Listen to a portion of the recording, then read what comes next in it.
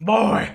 And then that's how we start this episode of Wrath of the Boy. Righteous, with yelling, and my cat is stuck in a blanket, and it's really cute. Hi, buddy. The part of Kieran's Familiar will be played by my cat Achilles today, and time's come. We're back at it once again for another episode of Wrath of the Righteous, one of our now two bi-weekly patron games. This one's a little more mythical. This one's a little more crazy. This one's a little more custom racy. But in any case, Adam, Tim, Nick, and Jason, there it is. I don't know why I just brain farted there.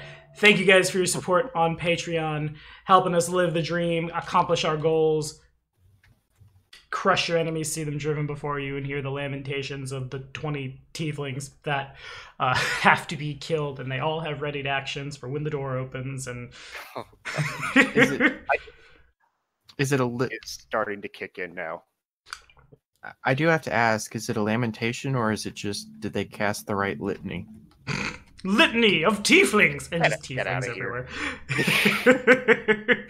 So it's been a little while. We had to switch weeks, and we will be switching back weeks starting in October because of reasons I won't say on here in the chat, but it came up earlier and I forgot to tell everybody. We'll talk about it as soon as we get done here. But for now, last time you guys were officially knighted Knights of the Fifth Crusade. You got your first Pokemon badges, and you now know how you can get more. And the Nesting Dolls of Righteousness have been renamed the Elite Four. And we are getting ready to go on the march to retake the city of, or not retake the city of Dresden, in so much as go get a magical artifact called the Sword of Valor, which is reported to be in Dresden. We are, yes, Adam. Good. I didn't mean to cut you off. We had said something about their bonuses.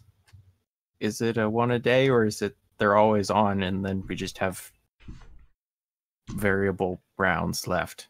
Well, how's about I go take a look in the book? Take a look. It's in the book.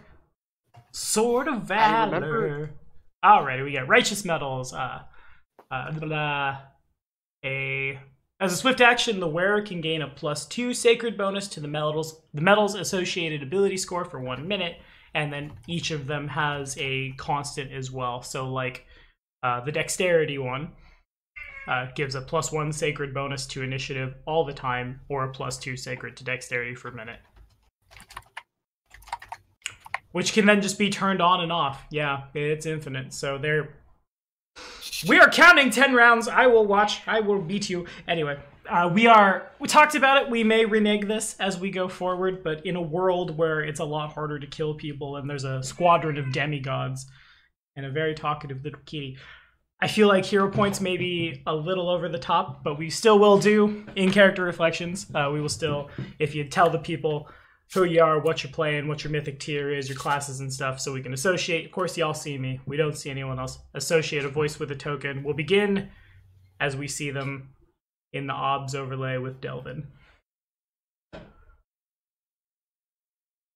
And I will start again now after I've unmuted.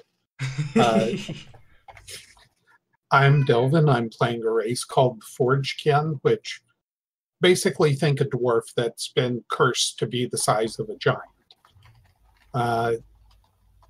I'm playing a Kinsai Magus, and I'm,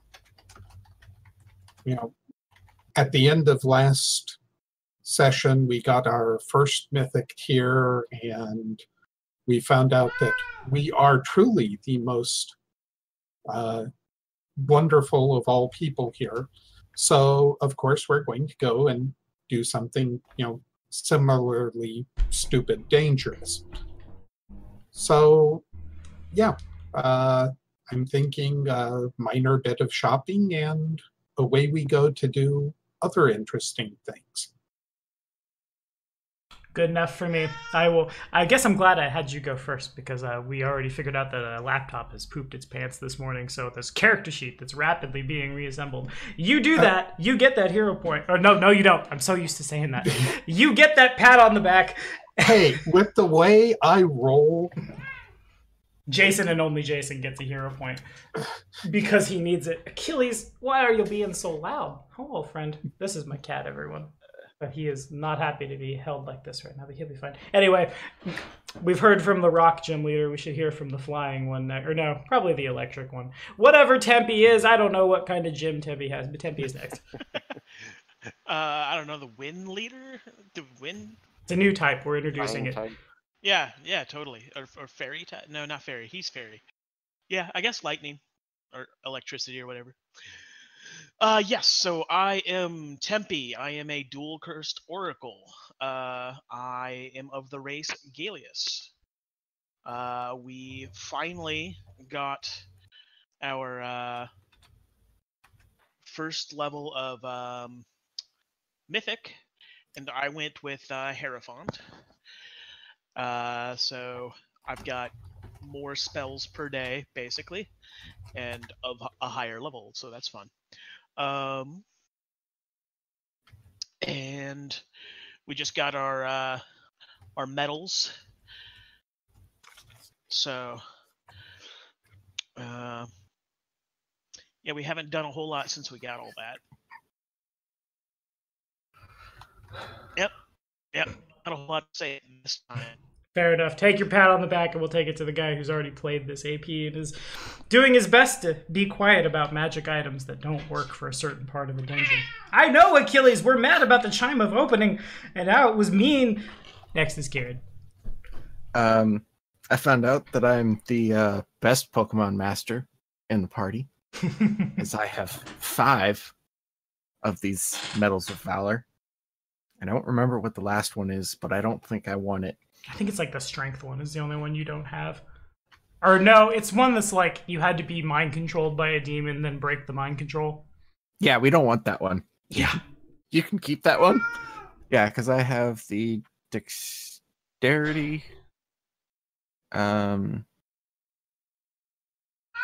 definitely have the charisma one. You definitely have I think you have all of them except for the one that's I can't even tell which one this one is. Medal of Spirit. The wisdom one is the one you don't have. Yeah. I'm going to try to let my cat into the other room, but I'm sure he's going to wander for 2 seconds. Command, and then Valor, go Vigor. Again. Whichever one's left out of that. Spirit, I believe. What do you have again? Agility, Command, Spirit, Valor, and Vigor. Oh, you don't have Clarity. Oh, Clarity, yes, that's the one. Oh, I have that one.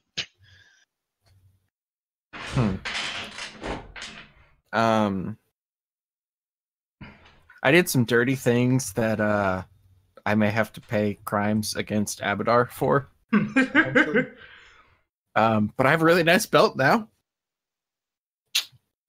It's an awesome belt. And this whole like I'm no longer a stable creature is really interesting and fun, but is also kind of scheming even me out as like parts that I had aren't there or aren't mine, and then they are again. The after effects kind of cool, but skeevy nature is a skeevy nature. And what are you playing again? I am playing a race that we called the Borrelian, which means a whole lot if I had played the character that I thought of when I made it. But I am a vivisectionist alchemist. And the Borrelian is a fey, small flying creature with some hatred and a static bonus feat of improved initiative. And you are an archmage, I think. Yeah, archmage. Which is weird because your class has Trickster written all over it. But fair enough. You went with Archmage? You wanted the crafting stuff, I assume. I want the crafting stuff, and then I can just dual path into Trickster and get all the trickstery things that I want. Makes sense. Fair enough. I take a thine hero point, and last is the man whose friends have come to help him retake the Holy Land. Go, go, Godzilla. I said take your hero point. Adam doesn't have a hero point. Wait a minute. No. Yeah, I was gonna say. Hey, I wasn't gonna look a gift horse in the mouth. No. Does this really count as the Holy Land because it's technically the very opposite of that. Yeah. But we'll leave somebody. the technicalities at the table for right now. before, I am Grazak. I don't do a big, deep lizard accent for this, but it really hurts my throat, so it for now. Term Blessed Scion, which basically is just a lizard folk that power boost because he has draconic blood, except not really because sorceress powers when he was born, but due to the tech, he just couldn't manifest them. Instead, he draws his power from his faith in the dragon god Apsu, and he is a paladin.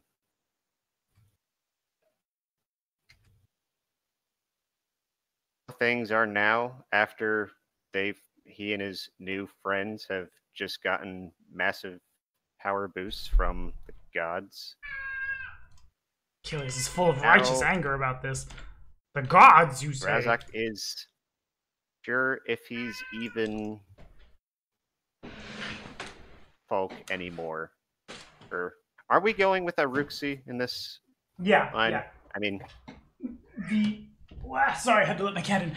The system is the lore has codified the lizard folk as having the racial name Aruxi. So yes, being Aruxi. Yep, that is the name they go by. Yeah. Well, now he looks a lot more from D&D than actual lizard folk, it seems, or Aruxi. Looks a little more like a dragonborn now. On the other hand, this is something that he's kind of always wanted, but at the other hand, you know, is this really me anymore? I think he's a dragon now, but he doesn't think he's any more a dragon than any of the Crusaders would be, like angels, for example, because people think that dragons are like sacred divine beings. So, bit of an identity crisis might be going on. We'll see how things go. And he is I didn't catch if you said your mythic path or not. Oh, champion. Champion! Fair enough. Multiple smites per day is awesome. Yeah, it is. All right, hero point is yours, and we are diving right in. No, shut up. No, it's not. Thank you for... I've said the same thing to so many people for years now. Well, not you. I guess it has been years, plural. Nice, I did it. Proud of me. Okay, so I assume everyone has done all the shopping they need to shop. Kieran has used the magic item rules to break the game in half. And I don't necessarily want to turn it into an hour and a half of shopping time, but you guys are heading into very uncivilized territory. Is there anything else you want or need to do today in Kenabres before we do so? Want and can or just want? You know what? I'm just going to mean. bite the bullet and just get the strength belt now. Okay.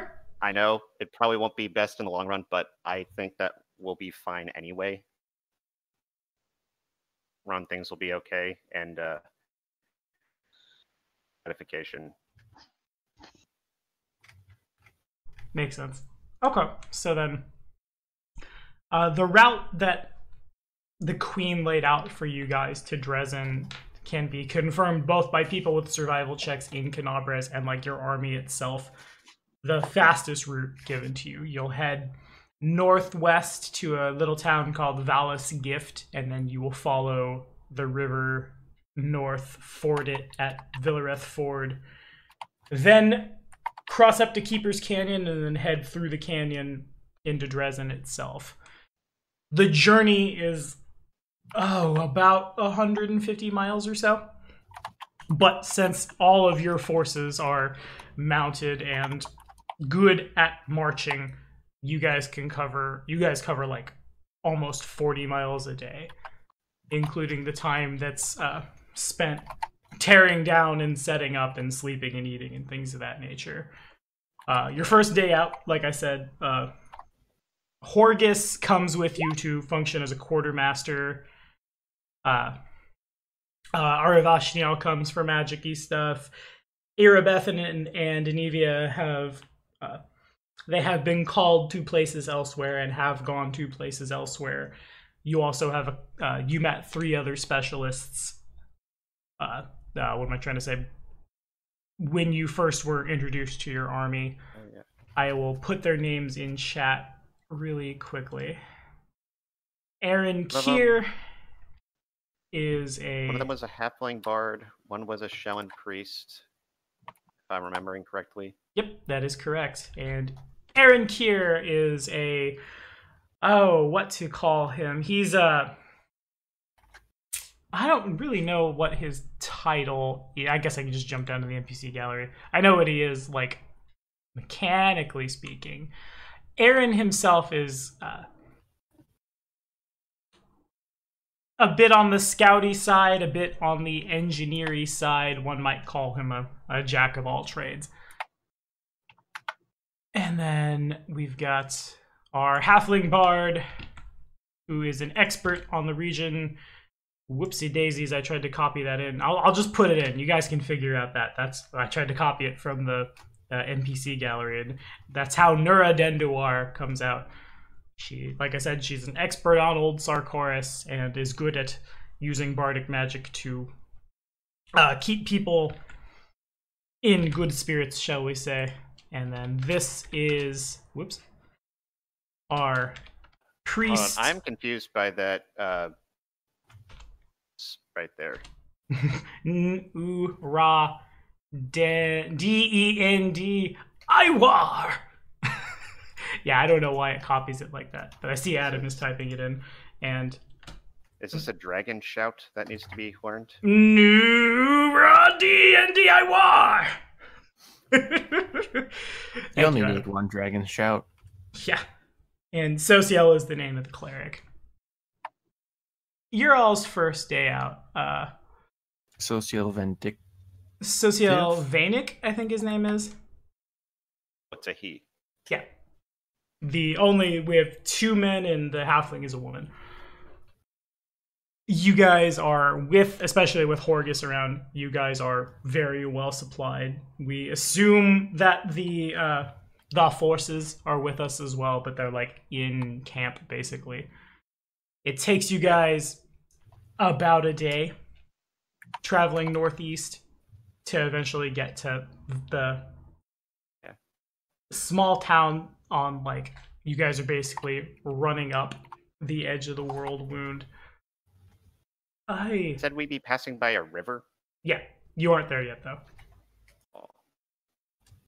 Almost there. But by the end of a day's march, you guys come to the town of Valis Gift, which, surprisingly, given its very close proximity to the world wound, is pretty fertile. However,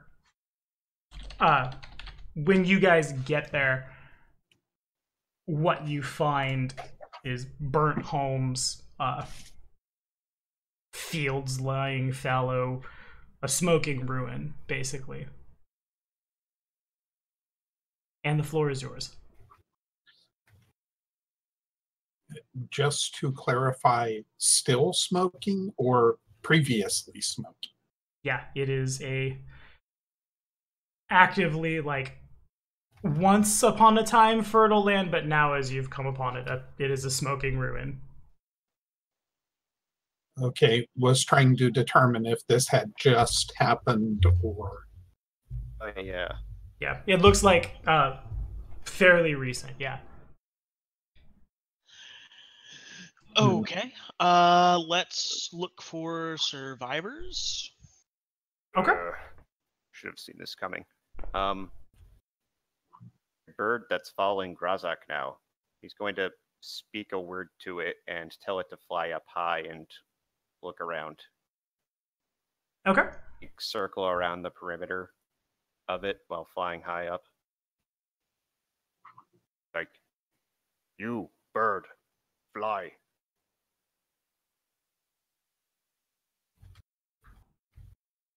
Okay. And so it was. Silence follows. Awkward silence. There is no flying. Kitty will come out. Okay. Yeah. So then if we're searching the ruins, it will... The town, I say town, but it's relatively good size. It would take a while to search it, but you certainly could. Delvin has no idea. Yeah, that was, like we said, trying to rebuild the sheet. That was not an actual roll. No, fair enough. Gotcha. I make a perception check for my ruck while he's flying. Yeah, totally. I can't remember if they get any natural bonuses to it or not while they're flying, or if height provides a bonus. Not that I'm aware. Okay. Chompy searches too. Okay, so is Battlebird the name of the rock? Is that what we want to call it? No, I just don't have a name for him yet. Fair enough. Okay. So Squawky. Squawky! You guys go searching around, flying overhead, poking and stuff, and it seems that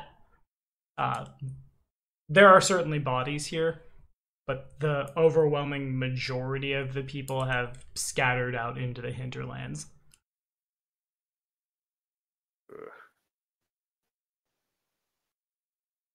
Someone explain again why the humans decided to live so close to this world wound.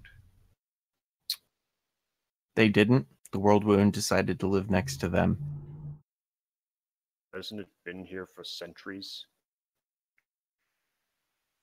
It doesn't matter now.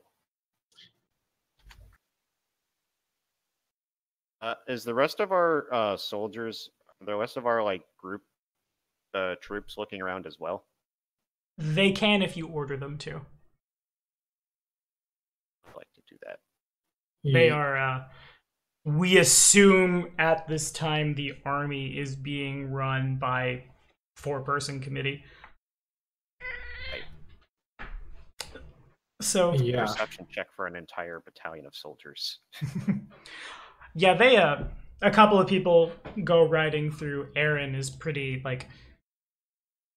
he's able to move through the ruins a little quicker, climb up things, look around, and they all come back and report the same. There appear to be no survivors.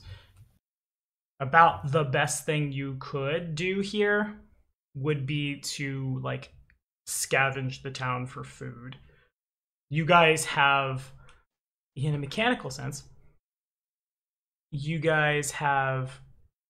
figure enough food to make it to Dresden, and then a little under a week's worth of food to take the city, give or take. Okay.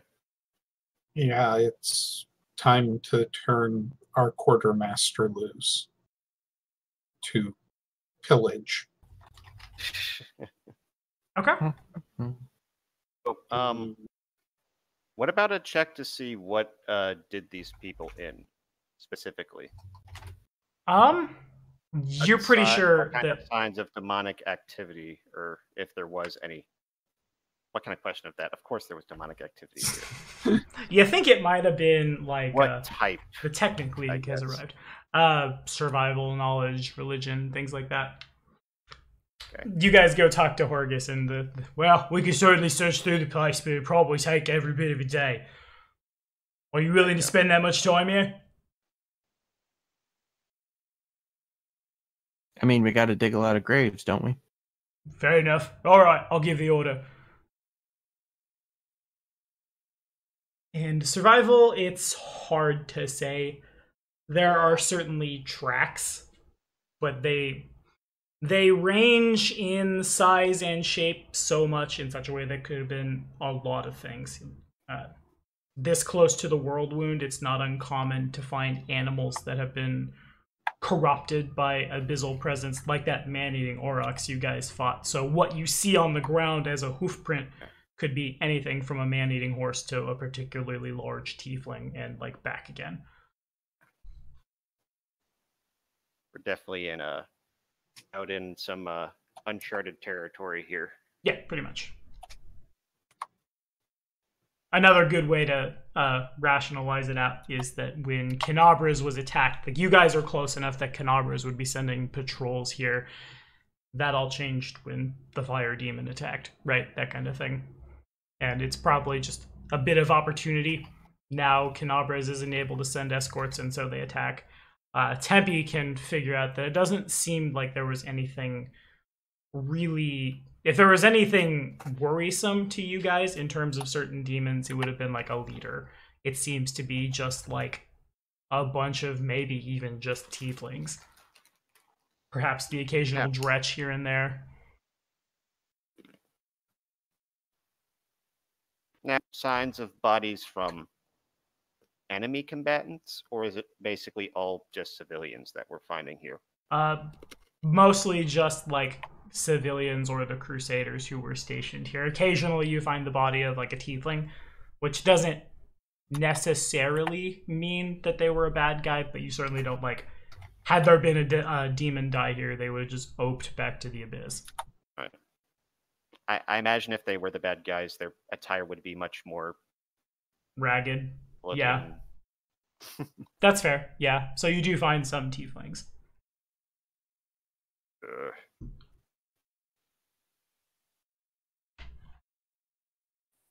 When nobody's looking, Grazak will sneak a bite out of... just to see what it tastes like. Okay. Just kidding. Actually, what you guys would know, and one of the reasons you're carrying so much food, is like if it came from the world wound and you eat or drink it, you being immune to magical or being immune to diseases and things might just get like Montezuma's revenge real bad. But a lot of people will just flat die from it, and that probably extends to things from the world wound that have been bathing in unholy energy forever and ever, more or less. Fair enough. And a spellcraft check from Delvin. I'm not sure what is rolls that are rolls and what is testing things. I will specify. Okay, fair enough.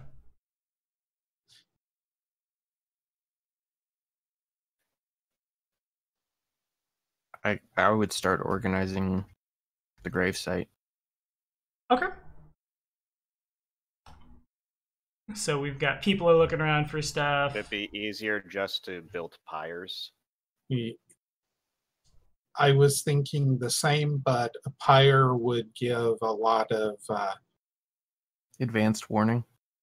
Yeah. You know, unless everything is still smoking, a new source of smoke would be noticeable. Buildings are still smoking and smoldering and on fire and stuff, unless you guys go out of your way to prevent that.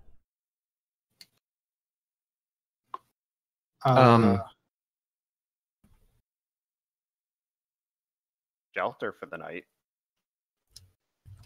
Unless we actually don't want to stay here. Side thought On that. Okay. not involving the buildings. Hmm. Can I do this combined with this for a heal check, and then try and identify what could have done it? What could have done the attack on this town? Yeah. With Tempe's religion check, we've already pretty much put the nail on the head on that one. It seems to have been just a bunch of tieflings. The occasional, like, dretch or man-eating animal or something like that. Just creatures that have taken advantage of the fact that Canabras is not able to defend this town. Okay.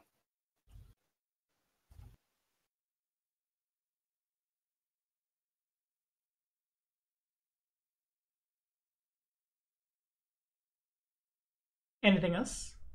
If you guys, on the note of like staying here in fires, what I will say is the army is carrying enough tents. Not like, I won't say the tents are made of mithril by any stretch, but You are going into the abyss on Earth. It is not uncommon for it to rain anything from water to acid to eyeballs, and some strange combination of all three. So the tents you're carrying are pretty sturdy.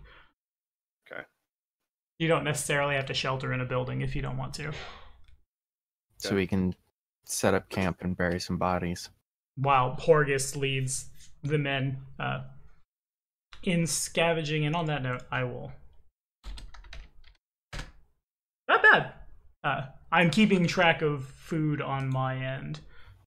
Horgus and his men over the course of the day come back with pretty good stuff, all told. Nothing like crazy, nothing over the top, but this place is surprisingly fertile. And apparently the demons, when they came in, didn't much care for the grain. Horgus is pretty pleased with himself. All told, it's a net profit on the day. Horgus being around also means that the rations and things are organized much more efficiently than the soldiers would be able to do on their own. Yay, Horgus is actually turning out to be useful. Horgus is real useful. Excellent job, fat man. Likes Naibu as he takes a bite out of bread and continues going. Okay, so then does anybody else have anything they want to do in town, anything they need to roll or check or anything like that before a day passes? I don't know how much of the day I'm actually working, but Tempe may have items that she wanted. Yeah, if you've got time to make that, that'd be great. You guys arrive, you basically have another day free for the purposes of crafting. Crafter would have a day free. Okay, then you can get pretty much whatever you want. All right. Mistakes were made on Grazok's part. Oh well. All right. I have that over here. Yes, the +4 headband of mental prowess, charisma, and wisdom. 10,000 gold.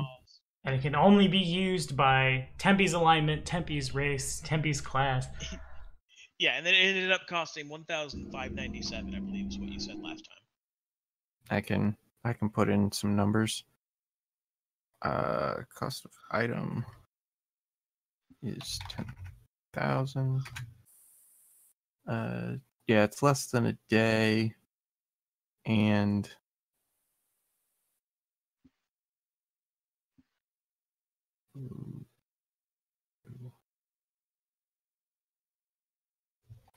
it would be 5,000 here.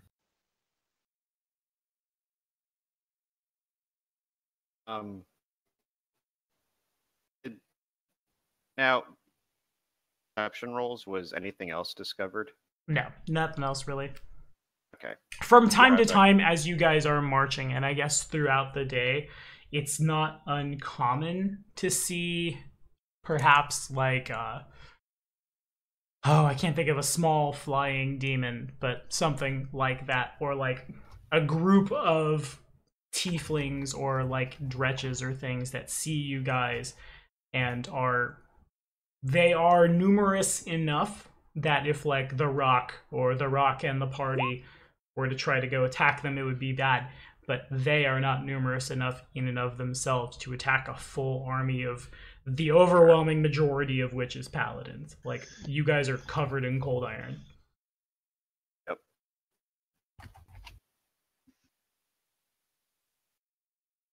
So we got that. I guess make the spellcraft check if you would, really quick. Or can you fail it? You know if you can fail it or not. I don't know. I can look. I don't think I can fail it. Okay, understood. Good enough for me then. If you can't fail it, you can't fail it. I trust you to police yourself. In that case, the day passes, the food is scavenged, the bodies are buried, and you guys take off again. This time it takes about a day and a half of travel to, like, basically you come up along the river at this point. The river being it was formerly where the wardstones ran along it, and this kind of represents the border into the World Wound. Okay. As you go crossing, well, actually, really quickly, if anybody has knowledge local, they could roll it.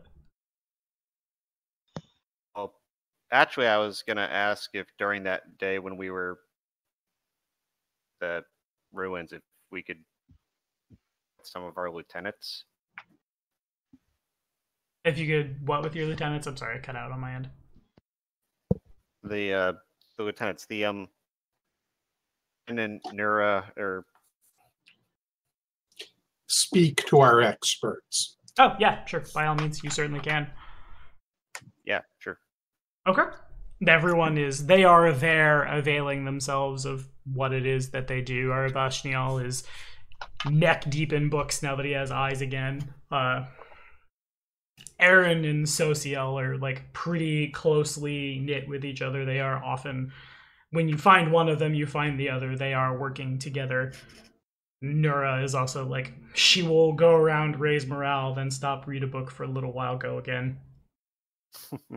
Horgus has taken, like, he's gone from being this salty, entitled. He's gone from being nobility in spirit only to true nobility, and he's starting to carry himself as such. Good for him. Wanda Grazak would probably approach the human Aaron and confirm what is the situation here is, but also like to kind of talk to him and more, get to know him more. Okay. So Aaron and Sociel, when you find one, you find the other. Aaron he's not like mechanically small, but he's a lot scrawnier. Sociel is at least a head taller than Aaron is, and maybe it's the fact that he's bedecked in cold iron armor with gold trim and the rainbow bird of Shellen on his breastplate. Maybe it's the enormous glaive, but he seems to carry himself a lot more, like, in a much more dignified manner than the much smaller individual in, like, padded leather, basically. They see you, look up, and Aaron kind of, like, looks back down and begins sharpening a knife, and Sociel, ah, yes! You are the scion of Trendelev herself. What can I do for you, my lord? Lord? Well, you're leading us, aren't you? Human. He smiles. Wanted to speak with you. Well, mission accomplished, friend. We are all now compatriots in this now. I assumed that now would be a good time to know you. Art of conversation is still lost on me at times. Well, why is that, friend? Until recently, I've never... speech station is not something my kind are used to. And I'm much less used to the company of warm bloods. Recently, I suppose. I see. Just fast forward. Do any of the other guys want to get in on this? Yeah, Delvin will wander over. I'm making a headband, apparently. Kieran is very, very Dragon busy. taught me that. Busy with the Bedazzler. Dragon taught me that I should open up more to the other races. Give them chance. Sounds about right. Starting to see the merit in that now. It is unfortunate that the humans I'm used to are not seen my kind as nothing more than beasts. Indeed. You're from the River Kingdoms, yes? That's where the Uruxi live? That's where, at least so much as I am aware. I imagine they live in much warmer. Tribe originates. I see. Yes. unfortunate that you live in a place that most people call stolen. In any case, it's not uncommon for Iruxi such as yourself to have joined the war effort. I remember reading somewhere that they lived in Sarkoris in the ancient days. As he says this, he sits down and he kind of begins doing exactly what Aaron is doing, except whereas Aaron is sharpening a short sword, Sociel has this big old glaive that he just kind of sets on his lap and reaches over to sharpen. You cut out a little bit at one part. Did you say that they used to live in Sarcosis? Sarkoris, but yes. Sarkoris. I feel like sarcosis is some kind of disease. Psoriasis. Yes, the ancient kingdom of psoriasis. Very itchy there. I think you were thinking the ancient kingdom of cirrhosis, which was known for its heavy drinking. Fair I was enough. gonna say, were the people of psoriasis worshippers of Nurgle?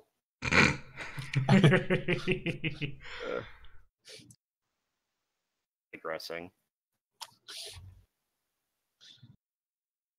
Delvin will wander over and chime in. But given that we are all traveling together, you are experts at deeper into the world wound.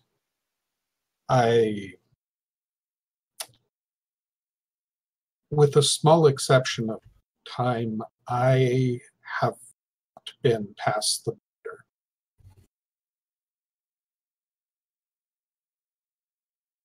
And the time I was inside the bounds of the world wound was not a good time. I can certainly imagine. Yet here you are. Is being in the world wound ever a good time? I guess Waiting. It depends on your perspective of a good time. Waiting for your turn on top an altar is not the best of memories. If they put you on an altar, I think they put you on a dais. Would indeed be a very big dais. I was still young. They were waiting for me to get larger. So that is where the mark is from on your hand. Yes, they branded me with that. And it's one reason I'm so happy to take the opportunity to repay their kindness. I mean, but you haven't branded any of them. Unless you call removing heads branding. It's a special kind of branding. Being physically marked. I have no wish to lay claim to them.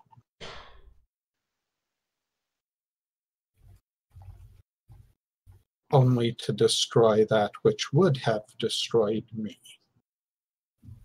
See. Something I never mentioned before, Dwarf, but I do understand that pain. Who have been marked by them. The whelp. Razak will now lift up part of his breastplate and reveal claw gash that was partially like a burn mark, like someone had taken 3 massive knives and just in a kiln and just raked them across his chest. I lived in the River Kingdoms. Often beset by madmen that worshipped demons. They had attacked our village. My entire clutch was set aflame, but I barely survived. Was mauled by them. See, when I was born, Earth was meant to be marked. They said I would have been blessed with the dragon's blood. Power. As I grew, tap into that magic. That when I had been attacked as a whelp, that my blood had been tainted.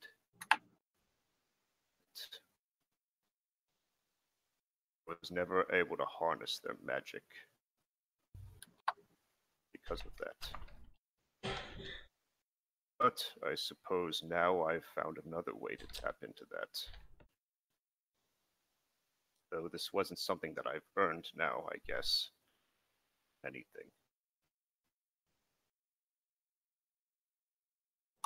Well, earn is a hard thing to quantify for us.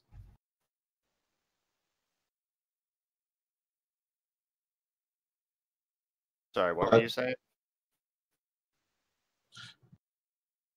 Earn is perhaps the wrong word to use, but both of us have survived.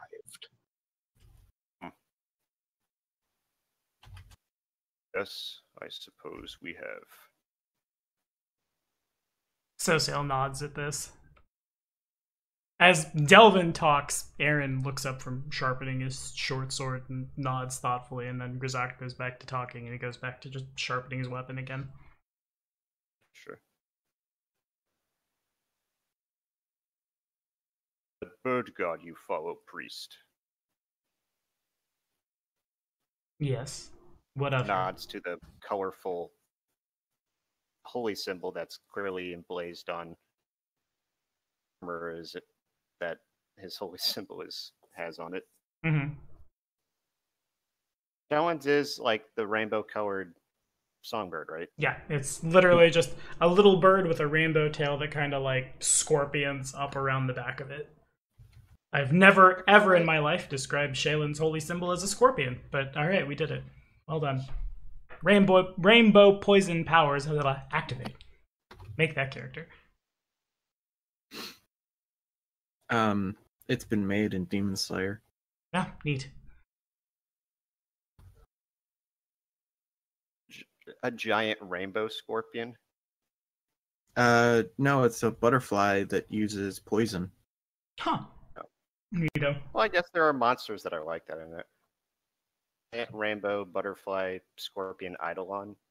I mean, we also have the contrary Mothra. Of course. And if you look in the anime Hunter x Hunter, they're bloodthirsty butterflies. Terrifying. They're literally drawn to blood. Animal They don't that's a eat real you, thing. but they make it easier to find the wounded. There's actually a species of moth or butterfly. I forget where, but they actually they feed on blood, and they basically gather around carcasses like flies do and just feed off gross body juices from carrion. Damn. Pretty metal.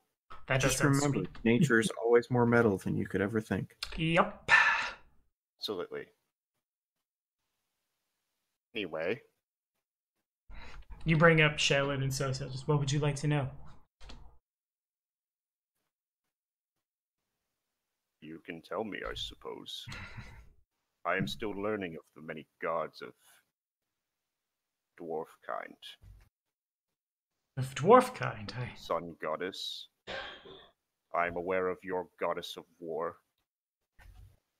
The Abadar god of things. There is the god of my friend here, Delvin. Is lord of crafting and battle. Well, friend, Shaylin is not a god of me or a god of my people. Shaylin is a god of all.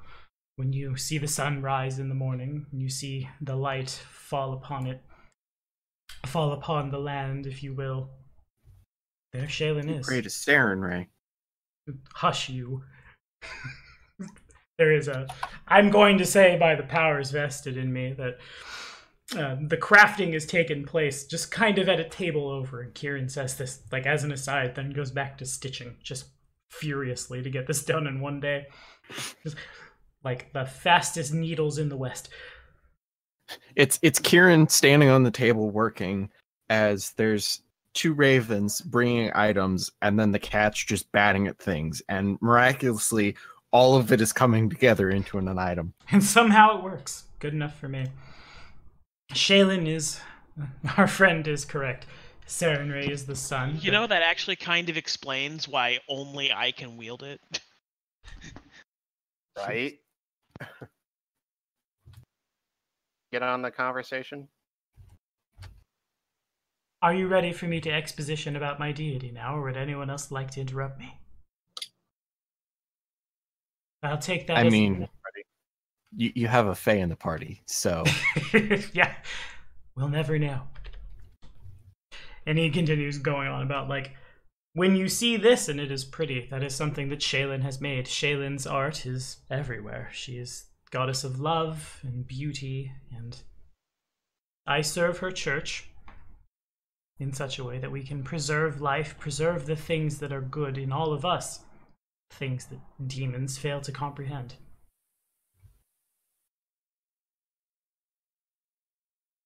Oh, I see. Razak is...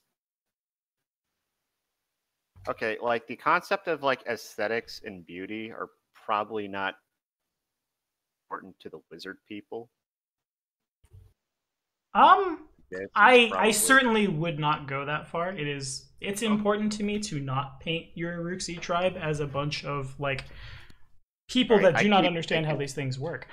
They certainly maybe don't have, like, paintings as we would picture, like, big, beautiful Michelangelo blah, frescoes, but I'm sure they understand what art is. Okay. Sorry, I keep going back to thinking of, like, how they're defined in, like, the Dungeons and Dragons, how their culture is very simple. Dramatic. Basically, they're, like, in the trees. That's how the D&D, like, finds them as a culture. Mm-hmm. I mean, even like oral histories and other like traditions, but like, and that's art. The telling of those tales, is that not a skull? Fair. You know what I mean? And even Vulcans had art.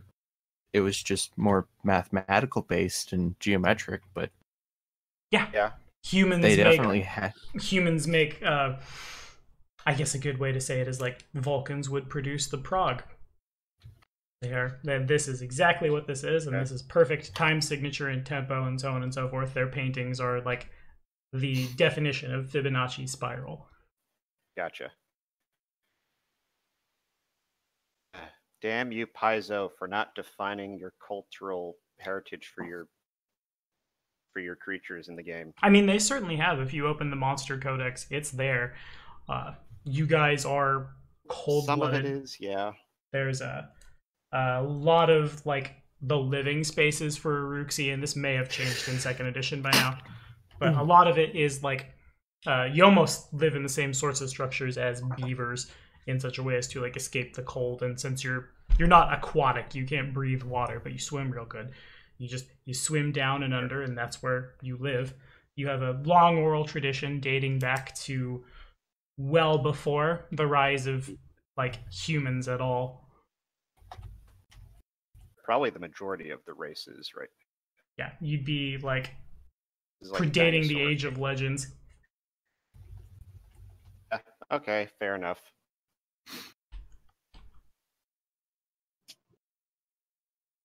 Was there anything else you wanted to know? Actually, wait. I should show you this. This may help you. And he gets up. His tent is situated like just behind you guys, and he makes a big show of going in, and he brings out an easel, and it's got like something draped over it to hide it, and he picks it up, and it's very clear a painting of the moment of your ascension, basically. It is not yet complete. There are some things are maybe not. There has been some artistic license taken. Some of you are very buff. Some of you are more buff than normal. Kieran is like, everyone looks just a little better than how they would. Been right? Romanticized. Yeah, so there you to go. speak. I've been working on this since the event with the Wardstone. I try to put a little bit of time in it every night during my prayers. Oh, Hopefully when this is all over, well, maybe we'll hang this once they finish rebuilding the church back in and this in is Canabras.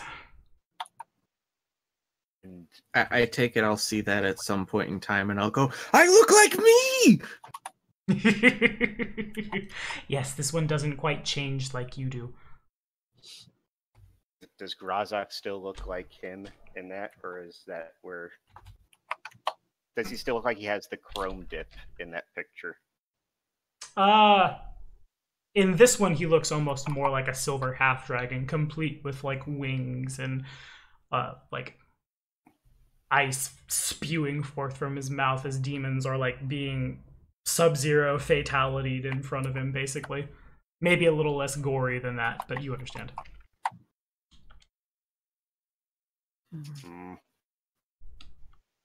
Happened. I'm sorry, do you not like it?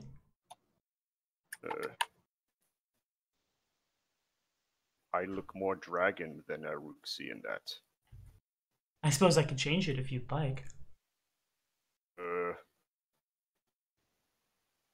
I do not care. No, friend, if this offends you, I'm sorry. I want to capture you in the way you wish to be. I assumed, well, your connections with Terendelev prior to events and what you've become now, I assumed you'd be proud of it, are you not?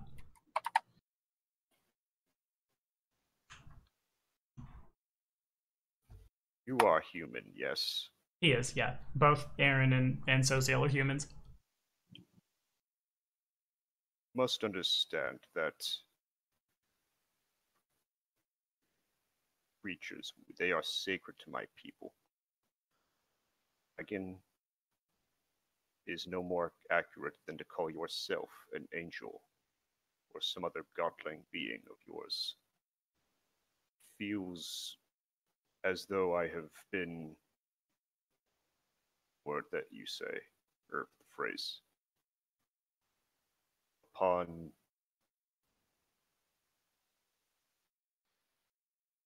On a pedestal, my friend.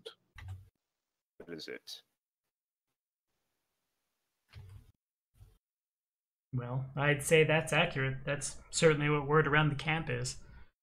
Most of these, and as he's talking, there are a couple of humanoids in armor on mounted horses in armor come riding, and Iomede's holy symbol on breastplate and shield and hanging from pennants on lances. Well, most of them think that Iomede chose you, and he goes wide at the four of you. The four of you to lead this. It's not very often these things happen, you know.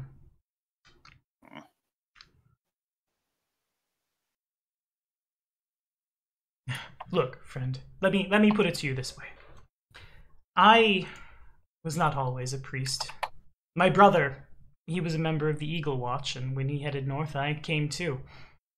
I simply would have been happy to stay home and, well, and he points at, like, his painting, make more art, but when it was called upon me to do a thing, I did a thing.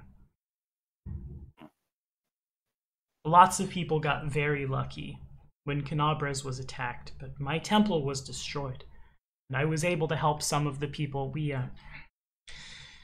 I suppose everywhere in Canabras these days had some form of triage center, but when the artists at the art gallery also can, and he snaps his fingers and a little bit of like positive energy crackles, when we also can tend to the wounded, well, they tend to flock to see our works of art.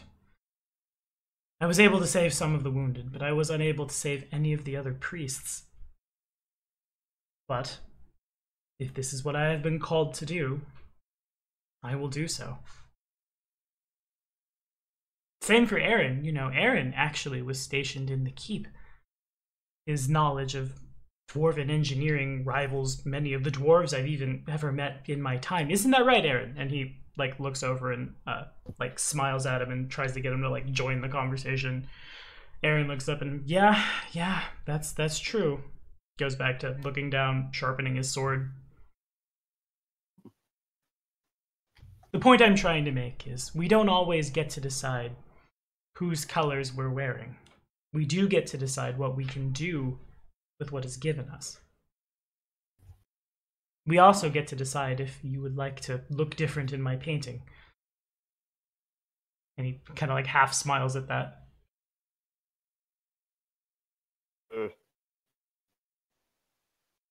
The painting as is, if you wish. If you're sure, friend.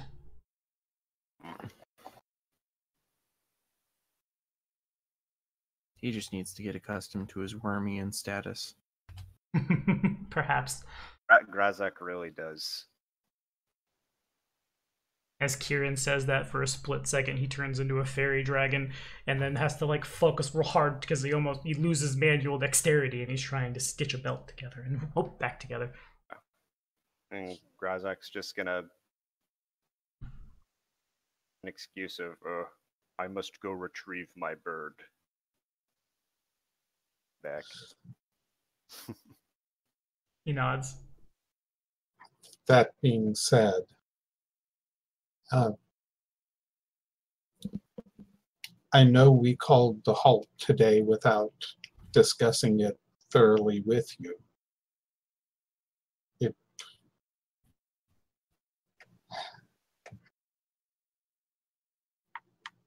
I will say this, if you have any input or opinions as to what we either are doing or should do, come to us. Because, again, you have spent more time on this side of the world than we have. You have a better idea of the terrain, the circumstances. Fair enough, friend. I certainly can do that. You all look knowledgeable as far as I'm concerned, as long as you don't lead us into certain death. Though I suppose that's the nature of the world wound. We'll come out fine. My magic should keep most of these people up and moving. He gets kind of a crooked smile out of that. You know, lead us into certain death. Oh, God. Isn't that what we're doing right now? It's what we've been doing. I think we'll try not to do that. Good. Not quite that bored yet. Oh, poor Malorn. F. Lan! It's the echo of a lamentful wailing for Lan's name across the hills. As Chief Soul has followed you guys just to troll. Love for him to come with us. He has ranger levels, but he's also busy right now. Yeah. I've probably had to roll his fat body across the plains. Yeah.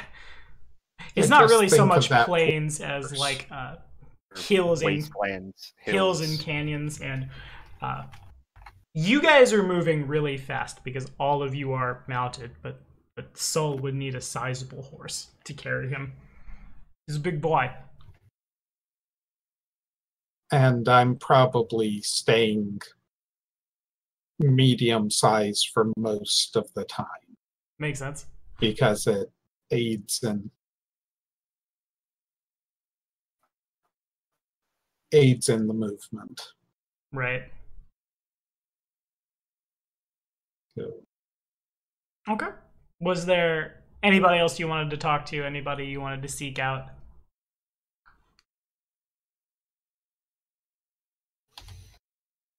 do want to ask them what they think of our route and if they have any other suggestions they think might be more advantageous. Oh, there's a 1 in 400 chance. No, it seems fine to me. Certainly, if we all could fly or teleport, we'd get there faster, but it is what it is. Aaron here, though, after Canabra's, I hate to be apart from him, but could certainly scout ahead. You're good at keeping quiet, aren't you? And he looks up, nods, goes back to sharpening his weapon. Quiet, get it. I get it. Do you though? He's good at keeping quiet, as he's barely said 4 words. He's been through a lot. I suppose we all have.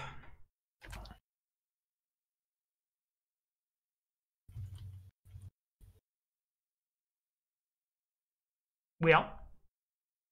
Need anything else from y'all?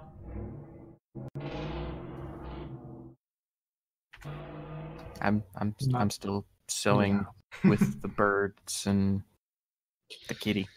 Okay, fair enough. Which, let's not get too close into how a cat is helping birds, but it'll be fine. It's not the tumor. Okay, so then I will assume we will then head on the day and a half.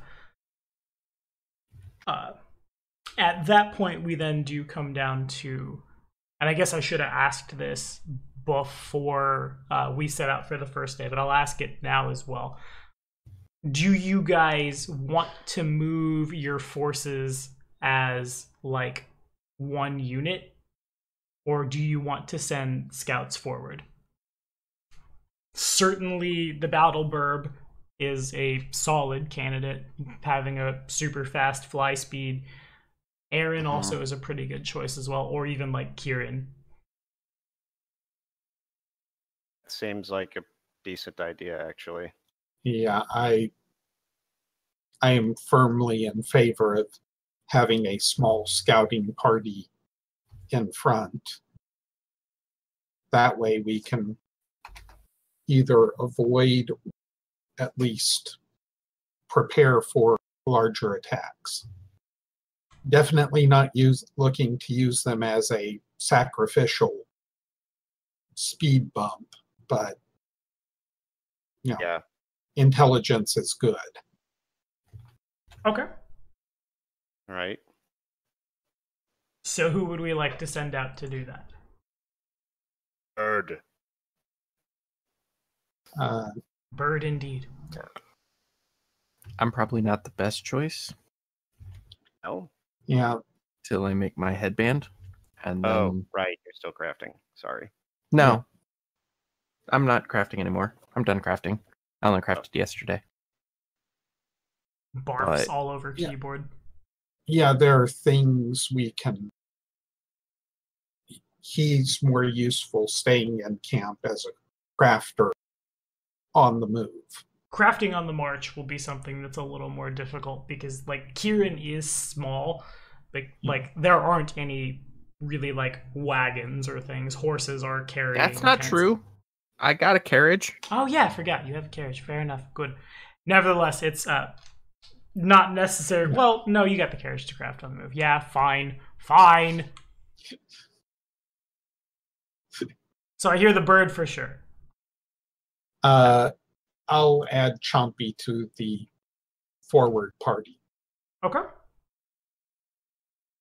He doesn't say much, but he has a good sense of smell and is smart enough to help. Okay.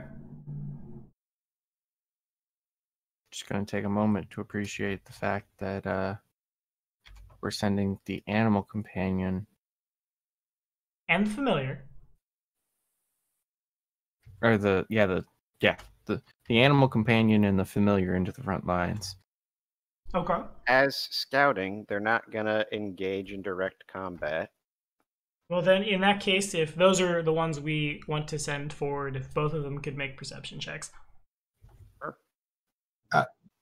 Them and the sneaky expert Okay, who gotcha. I was one. We want to send Aaron as well. Yes. Okay. Oof, I did not that's not expect good. Aaron Kier to be able to speak Ancient Assyriani. Well done, friend. Look at him go. Plus, and where's my perception? Okay, cool. Okay. So you guys, like I was saying before we reneged to RP, at this point you guys do come along the banks of the West Selin. There are... Valus Gift was dangerously close to the World Wound, as we have now seen. But that proximity also to Canabres made it viable, especially because it was on fertile ground. But farther north now, it's like, go across the river, you are entering the World Wound. There are no settlements, no crossings, no nothing, until you get to, like, a day and a half-ish into your journey, Villareth Ford. It's been watched for a long time by a contingent of crusaders because this is basically the only place to cross the Selin for hundreds of miles along this bank. Your perception checks are, especially from like Battleburb, does not necessarily get buffs mechanically from being high up, but can see that there are fires rising from the ford. And as the army itself gets about 15 minutes from inside of the ford, Battleburb, Chompy, and Aaron all three return, and Aaron comes and seeks all of you out and just, sorry, I came as fast as I could. The fort's been taken by the enemy. What should we do? Fort Dresden? No, the ford.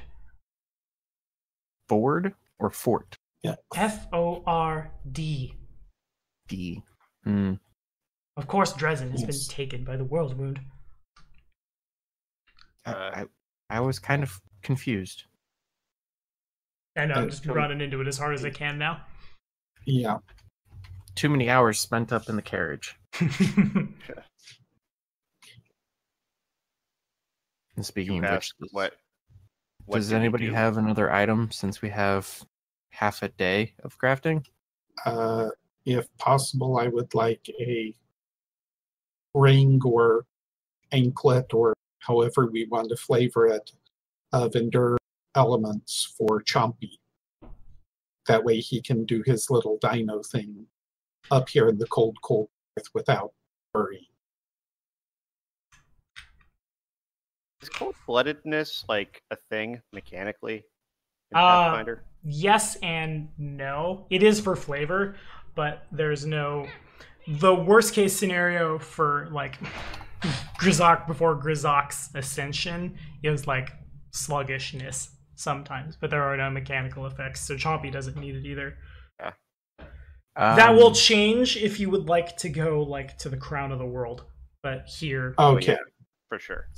Okay, if he's good here. Yeah. Let's just say it's going to get a lot warmer once you cross a river. Wait, does Grozok have some sort of cold resilience now that he is part Silver Dragon? No, that's all just flavor. You don't mechanically have a template. Okay. Cold doesn't bother me anyway. No. Just Okay. no. We'll leave that there. Okay. Aaron asks, what do we do? Yeah. It's his cold iron earthbreaker and just be like, what else? Fair enough. So we just run in, swords high. I'm sure the rank and file will love that. Do you count how many? I couldn't get close enough. I can't imagine much of anything. Perhaps if there was anything much bigger than a dretch, I imagine they would have eaten the entrails rather than hang them from the walls. I'm not sure. I could try again if you'd like. Oh, I mean, unless anyone wants to do something. as much as I love a good old, we're just gonna walk in your face and punch it, and there's not a damn thing you can do about it. That doesn't I mean- exactly sound like the smartest idea. By all means, anyone who's smarter than Grazak. What I did don't their want to position look like? Looks like they're just sitting in the ford now. They're sitting in the water? There's a, and he leans down into the dirt and draws like the basic outline of like river, and then like something in the middle. Not quite a sandbar, a bit of land raised. There's enough there that has been a combination of magic and engineering. You understand? There is a fortifications there. They're inside it. Mm. Right. But they're staying inside of it? He nods. Do you have a map for this? Not mechanically. Well, I have a map of the route. I don't have a, like, this battle will take place because they wanted us to use troop rules, but I don't super like the, or rather, they wanted us to use the mass combat rules. The mass combat rules are kind of wonky and means only one person is playing. So I have a blank whiteboard that we will be fighting on. Okay. Suffice to say, there will be enough movement, like, to move around and things. I have a spell called River Sight that I could cast, which allows me to see events anywhere on this river within 15 feet of said river and inside the river. Okay, that is definitely a thing. Huh. Thank you, people of the river, for that very good spell. Okay. Is that what Tempe would like to do? Yeah, I can do that for 8 minutes. So if we could get like a map with the positions of the enemies within 15 feet of the river. Okay. The map and the positions are arbitrary, so there will not be that. But you cast the spell, and you definitely can see all the things. Oh, how does that worship of? I imagine like Tempe moves forward, touches the river, and like kind of zones out for a little bit and gets like bird's eye view of some kind of aquatic bird flying over top. It looks like, I think it acts like a mirror. Like I look at the surface of the mirror or of the water, and it acts sort of like a mirror, and I can see anything like outside of it. Okay. And then move around, move down the river. Okay. And is that just like a you only see it? Yes. Okay, cool. So, what Aaron's saying is true as your like sight moves up the river towards the ford. Very recently, this happened. Clearly, there are still like entrails, fresh, shall I say, hanging from like spikes on the walls. The composition of what's holding it seems to be just a large group of tieflings who aren't really doing much of anything right now. They've come to a point where they're just like, they have recently taken a thing, they have no further orders, so no one's commanding them, and they're just kind of reveling in their victories, resting on their laurels. You don't really see anything. Well, give me a quick religion check.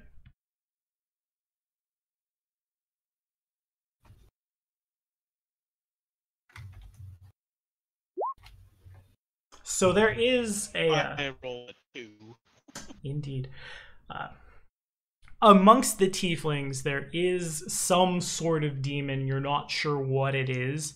It's about half the size of them, despite that it has like muscles on its muscles on its muscles, and it's very like, I wish I had a better word for goat-like than to say goat-like, but very goat-like. massive horns. When its hooves step, fire licks up from the ground. It's carrying a sword that is on fire. Seems to be probably what is in command. Certainly it's the only, like, anything more than just a tiefling. The tieflings... Oh, gosh, how long do you have Riverside? You have it for... 8 minutes, because I'm casting it at +2 levels. Got you. So He that's, said it's like half the size of the tieflings. yeah, about, like, waist-high to them. Yeah. Somehow much more I- buff than them, yeah. but about waist-high. There's probably about 200 tieflings, though. You I'm guys sorry, have them... If I give an account of what this thing looks like, and someone else do a religion check. That seems fine. Like I was trying to say, there's probably about 200 tieflings there, give or take. You guys don't have them in numbers, but you have them in, shall I say, training. They have numbers, we have quality. Yeah. Such has been the case throughout. And is also a fair assessment of how, like, the world wound at large works. But yes, Tempe could go back and recount things, like, to people who then could make other knowledge checks. Yeah, I'm pretty sure our experts will have a good idea. Yeah, I'll Are grab... they all bunched up in one place, or are they like spread out a bit? There's kind of like a... There aren't really, like, fortifications in so much as, like, there's a wall on one side, there's a wall on the other side, there are some barracks, and then, like, a big old central courtyard. And that's where they are. Okay.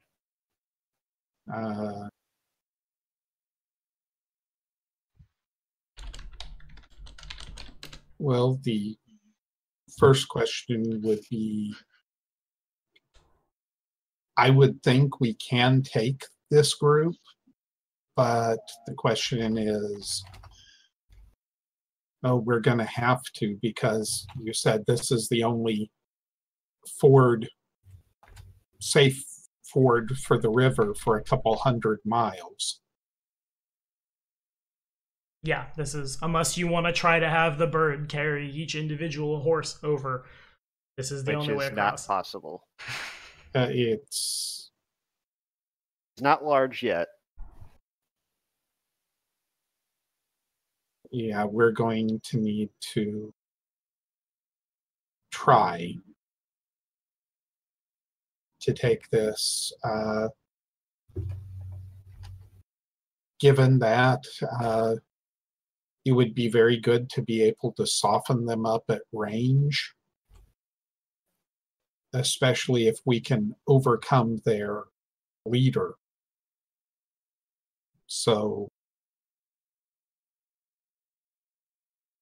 Not sure how many of us have, besides Kieran, can ranged combatants, though. We have 100 Crusaders with us. True. I would guess bows and crossbows are fairly common. Yeah, Okay. their stats are in allied forces. They have they aren't as good at that as they are just doing... They kind of function like swarms, so they'll do more damage with their well, actually no, it does about the same. I lied. Some of them carry bows, some of them carry crossbows, but the order of the day is mostly just like mounted horsemen with lances. Certainly they could try to fire in, though. Yes, and it's always good to have a rain of arrows precede your charging lancers. Yeah. And I would say anyone we have who can put some good combat magic together needs to blast that little demon thing back into the abyss. I can make it go to sleep. only we knew a high-level wizard. Aravashniel. Vashniel can summon things, and that's about it. And I wouldn't. He at this point is the same level as you guys. He was high level when we began. Just think of all the things. 5 or 6 right now. You guys are level 6. He is. I'm not looking at his sheet right now, but I think he's like Wizard 5, Rift Warden 1. Yeah, he's same level. All right. The demon will. I mean, trying to think here.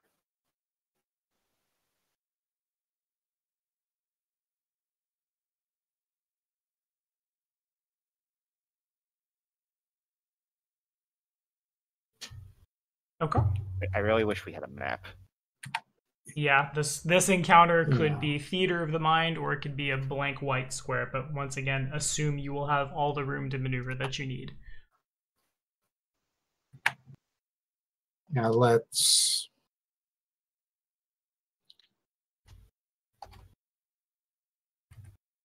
So if I have it conceptually correct, you're talking a single walled square with a courtyard inside. Yeah.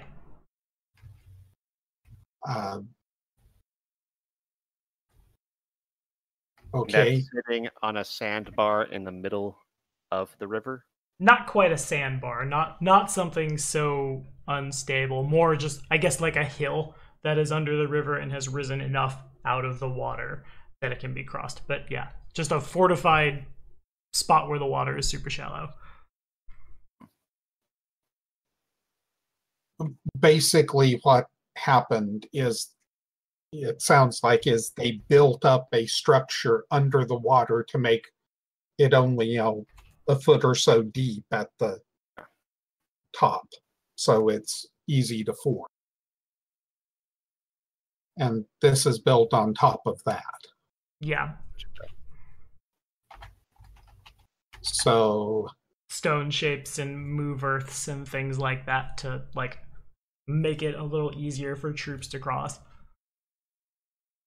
okay, considering the standard north, south, east, west sort of configuration, are there gates? The gates, Aaron reports, and Chompy would know as well, both gates are hanging open right now. You seem Okay. to have just, like, within perhaps 10 hours of their attack and their taking of the ford, and there is no... This time, it's not fortify a place where we're trying to corrupt a wardstone. This time, we're just kind of showing up and doing demon things and laughing about it. So they haven't fortified yet. So, Okay. so with the gate open, though, could it technically be crossed in Yeah. to get inside of? Mhm. Yes. So I'm thinking this.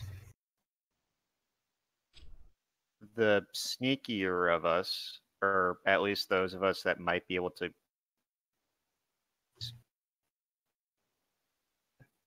I'm thinking like we go in this guerrilla style, we sabotage the gate so they can't close it, launch the attack on them. What time of day is it? It took you guys a day and a half to travel. It's probably noonish right now, give or take. Okay.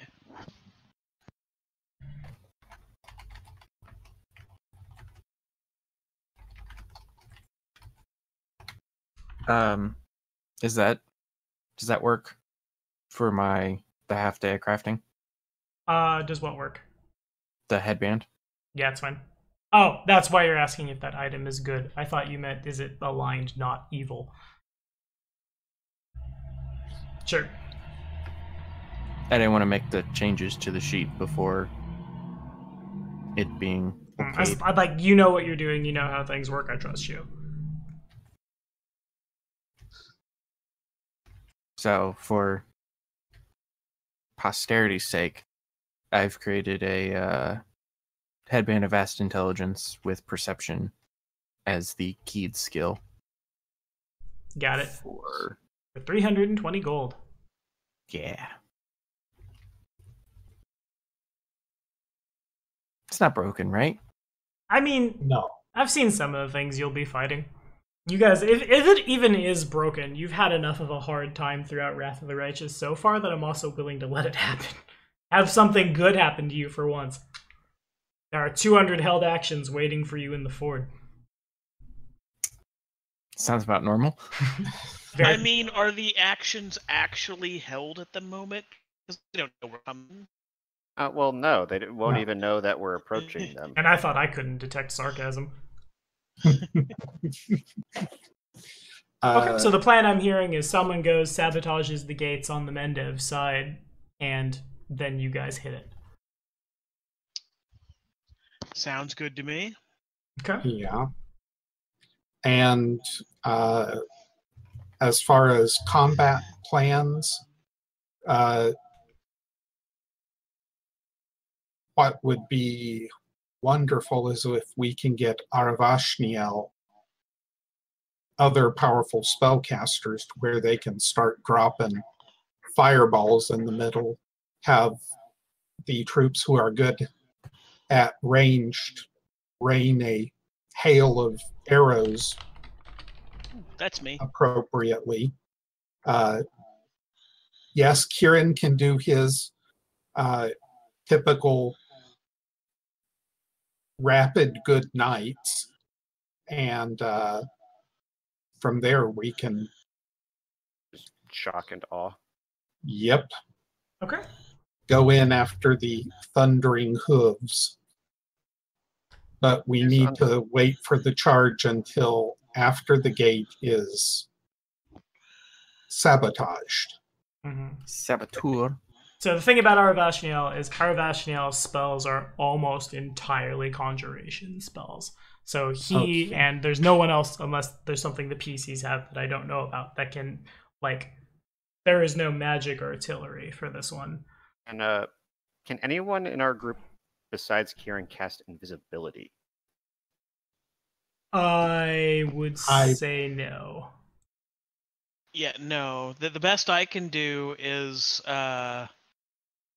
where's that spell? Like a darkness spell. But that just like shrouds me in darkness.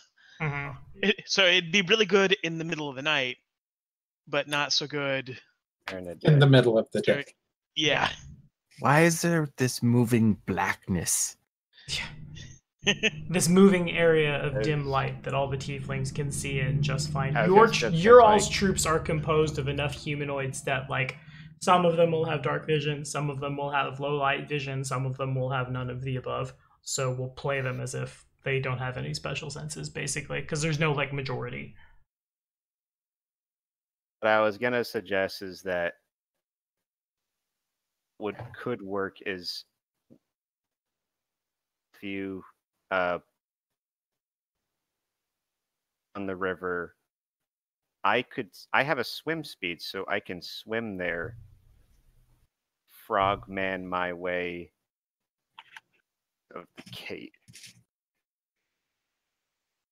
What are you, a seal? A very scaly one. I mean, you said frogman. Tactical Dino Man. Tactical Dino Man! Sounds like a bad comic book.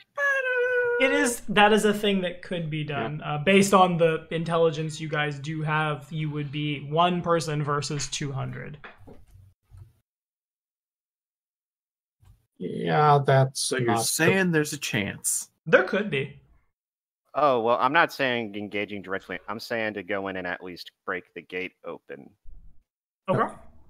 and go in. I'm not saying we Well- take on the entire, just only a handful of people taking on the thing. Well, you've been so concerned about the amount of things on initiative, Nick. I wasn't sure. I wasn't sure how far you wanted to push your mythicness. I mean, if we want somebody to break something, why don't we have someone disable something instead of just break it? Yes, that An sounds option too. much better with someone who is small and fast and was going to suggest both of us go, but if you think only one person going in would be enough, that's fine too.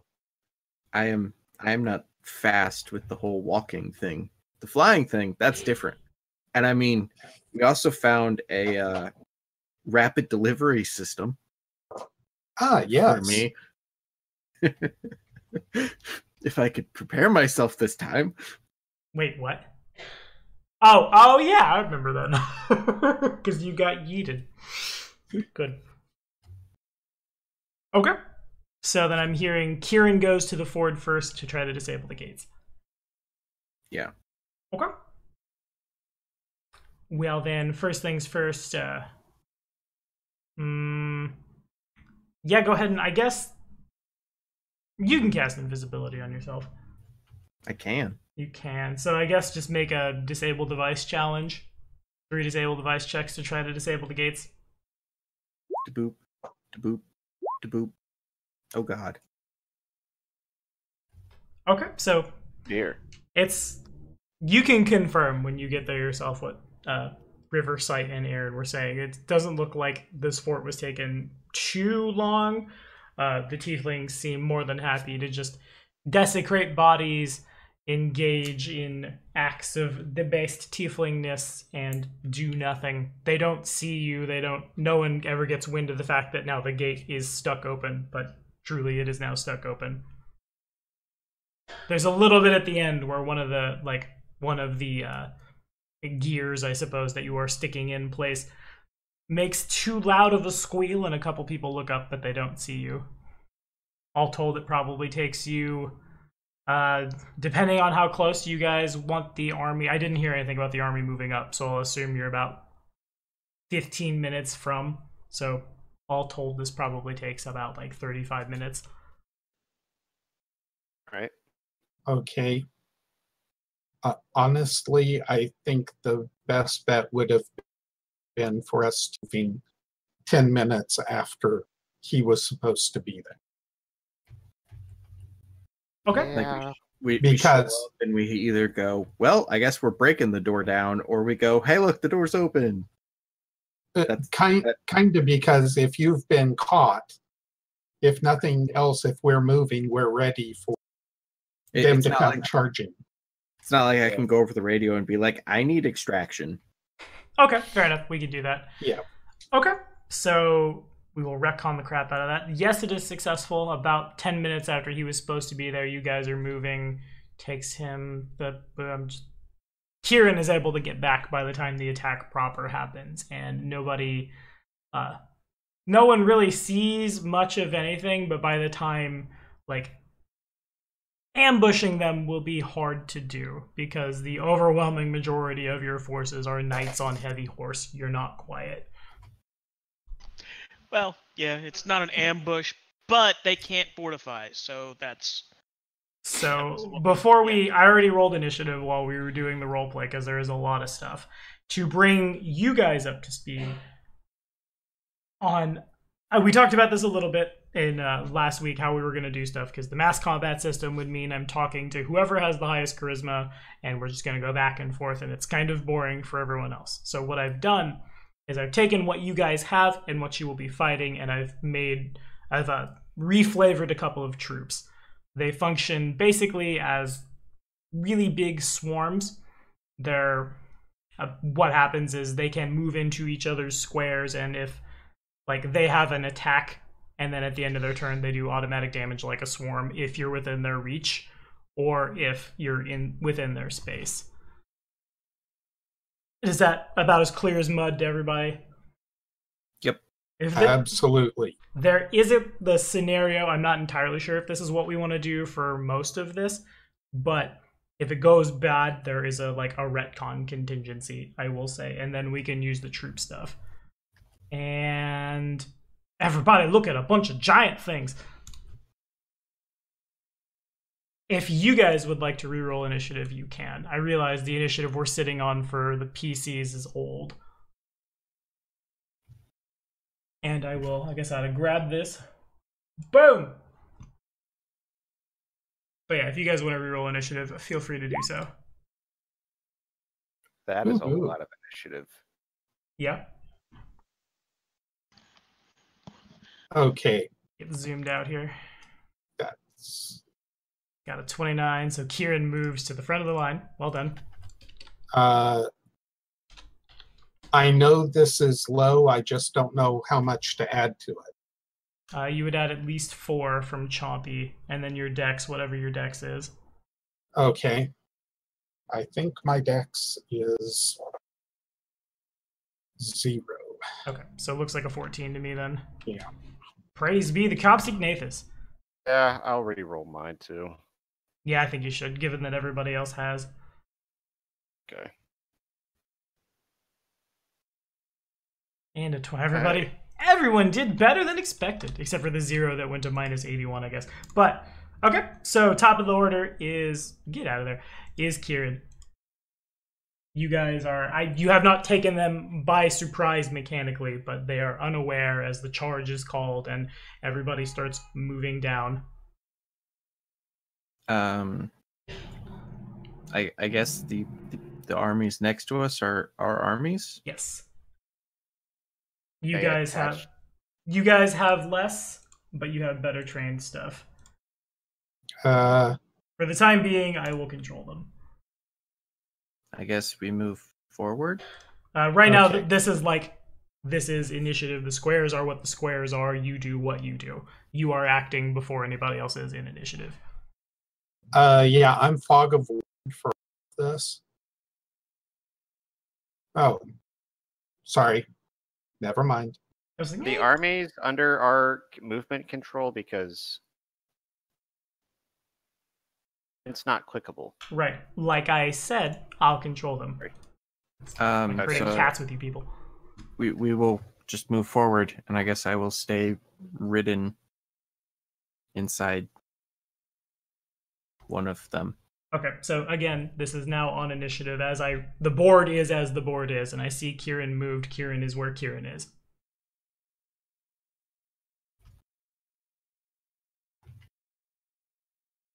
Okay, got it. Now I understand what's going on. Sorry, I'm an idiot. It's all good. Just swarms versus swarms is what's going on right now. Yeah, I thought they were like given to us on our initiative. No, they are. Okay. They just rolled really bad.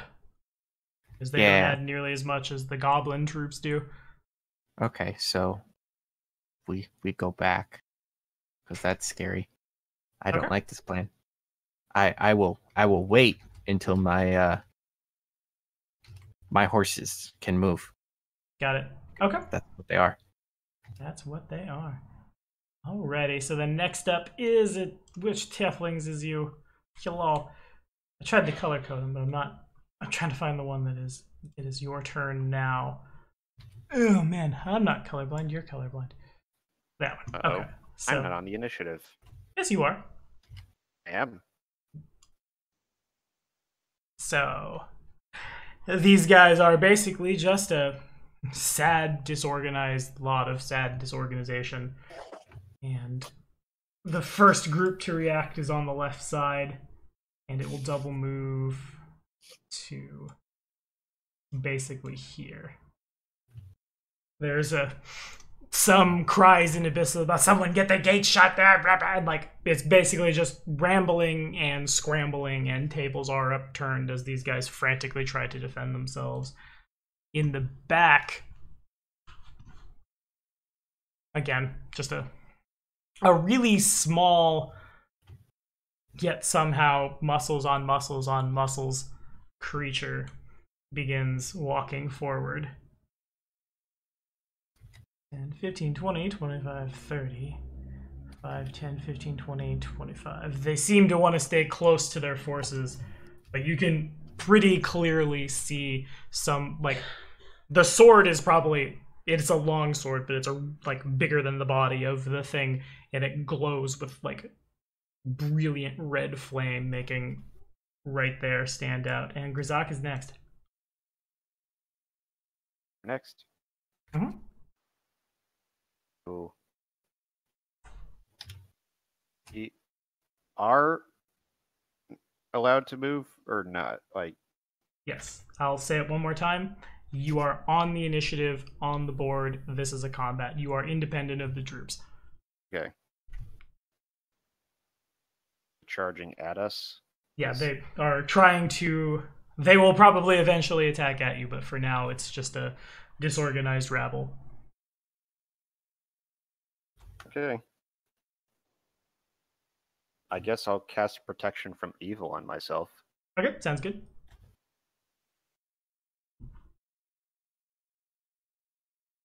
Anything else from you? And, just for the heck of it, I'll get my bow out too. Alrighty. And then blue and yellow are next. 5, 10, 15, 20, 25, 30, 5, 10, 15, 20, 25, 30, 5, 10, 15, 20, 25, 30, 5, 10, 15, 20, 25, and 30. Those, a couple more groups of tieflings try to get themselves organized. Delvin's on. Okay. Don't see my token. You are wham. And okay, there we go. Everybody else can see, right? On that note? Yeah. Okay. Cast mage armor on myself Okay. and hold further actions to move up with my troops, and I will order them to attack the closest group with ranged weaponry, those who do so. Okay. Sounds good to me. Bless you. Thank you. So then we've got 1, 2, 3, 4. I better do this one at a time. I'm going to lose it. 5, 10, 15, 20, 25, 30. 5, 10, 15, 20, 25, 30. And whoop. 5, 10, 15, 20, 25, 30. 5, 10, 15, 20, 25, 30. Yes, they're overlapping a little, but one of the things I don't like about playing this on Roll20 is technically a troop can occupy any shape. They are, mechanically, they are, I believe they're gargantuan, but they don't have to necessarily be a circle. They just occupy that many squares. Right now, they just kind of mill around and get ready to defend themselves, basically. 5, 10, 15, 20, 25, 30. 5, 10, 15, 20, 25, 30. And you. 5, 10, 15, 20, 25, 30. 5, 10, 15, 20, 25, 30. 5, 10, 15, 20, 25, 30. 5, 10, 15, 20, 25, and 30. All right. And then y'all are next. So the order has been for you guys to start with ranged stuff that had been talked about quite a bit. And okay, cool. So I'll say who's standing next time. We'll say it's Tempe. You guys, your troops remain mounted, but they form like a single line. And some are bows and some are crossbows and probably some are like magic missiles. But they fire down into them. And if Tempe could roll for me 2d8.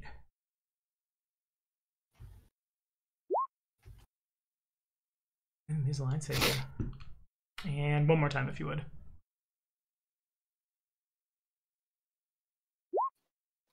$12 and 8, and their reflex is that. So this is where we'll learn more about troops.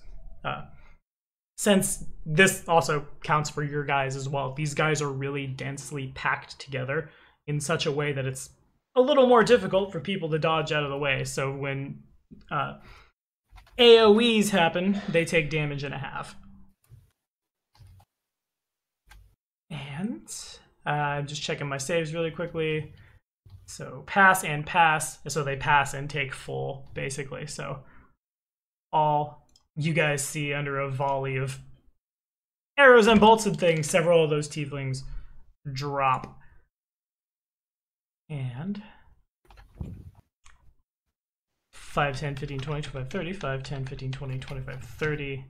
Yeah, he'll run. 5, 10, 15, 20, 25, 30. 5, 10, 15, 20, 25, 30. Puffin and puffin. And then these guys will fire. They are trying to draw the best straight line they can. These guys are going to move up 5, 10, 15, 20, 25, 30. And basically do the same thing. So this time we'll get Grizak to roll 48, basically. Oh, okay. Just to keep you guys involved. Keep it easier on poor Tommy.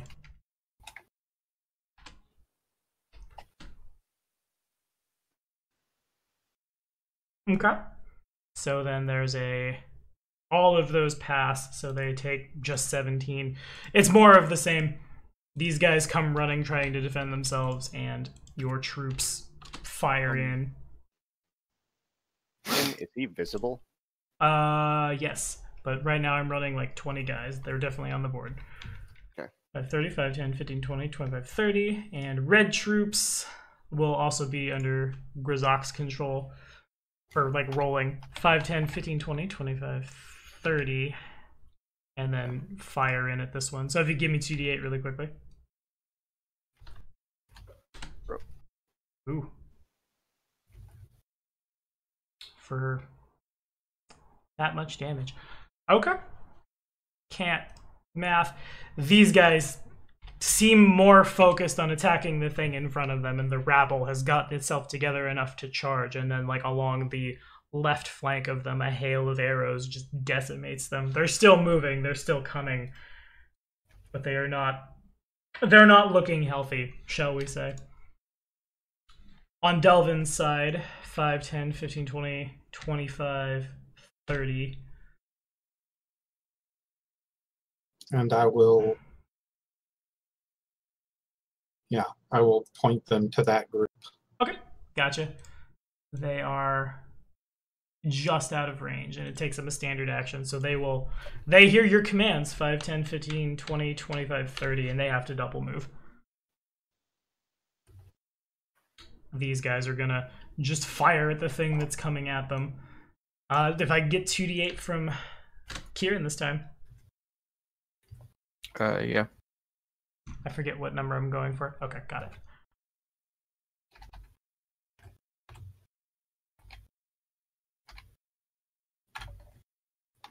Nice. Okay, so then they take all 13. Can't math. Okay. More of the same. Discretion is the better part of valor, as there were probably about 20 or so tieflings standing there. Now it's more like 5. And Tempe's up.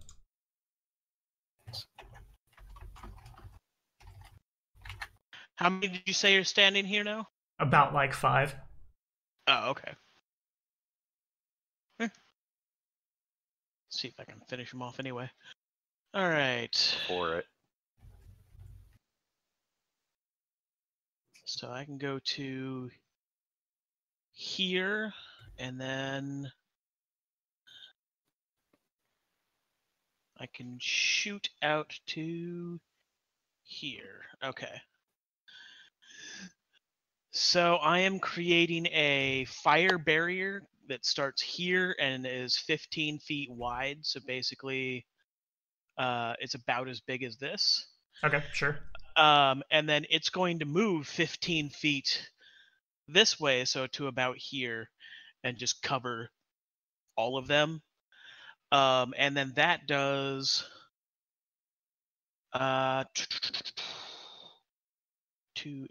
going to do 48 damage to each of them, and I need reflex saves and will saves. Okay, what spell is this? This is called Screaming Flames. Oh, metal. Actually, it's only doing 3d8 because I am not boosting it with my Mythic things? points. Yeah, Got you. because this is one of my base spells. So really quickly, what I want to say is, as I go look at this spell has the evil descriptor. Casting this spell is an evil action. Yeah. Oh. I saw horror adventures, and oh wait, what is this? And yeah, I'm not saying you don't have to, like, I'm not saying cast another thing, but there will be. Tempe can feel what is how we cast this thing. There's not a lot of flavor text on that one. I'm casting it on evil creatures. It is an evil action. This is probably, oh gosh, if it's available to anti-paladins, its divine focus is either a charred animal or a fragment of a humanoid skull. I imagine this is oracle. Well, I'm neutral, so it's fine. Yeah, I'm not saying it's a bad thing. I'm just saying it is an evil thing. Okay. I'm Okay. still doing it. Cool. Our friends may not like it so much, but Well, It is you know. terrifying. So let me go ahead and do 3d8 for a total of 11, and then that's going to be multiplied, right? Because I'll take care of the math on my end. yeah.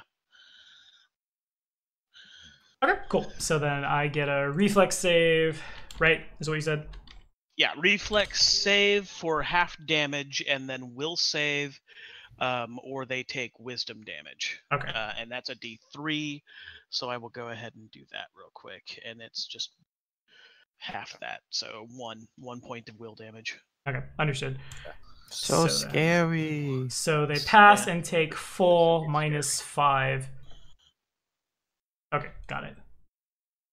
Can't wait till my cleric and carrion crown gets the spell. So you cast the thing happens. Probably some of the horses start to freak out as just like a wall of screaming souls appear and wash over them. As tieflings, they don't care too much about being hurt by fire. As troops, they care a little bit about being hit by fire. Some of them kind of just burst into ash. Some of them weather it. Anything else? Nope, that'll be it. Alrighty, and Kieran's up. I guess for the record, for people who are watching, I'll go ahead and throw the d20. I don't know how much it matters for these guys, but it might, depending on what happens from Kieran. Okay, they take a point of wisdom damage. We will test. Okay, so they're in 55 feet. Have to check what this does.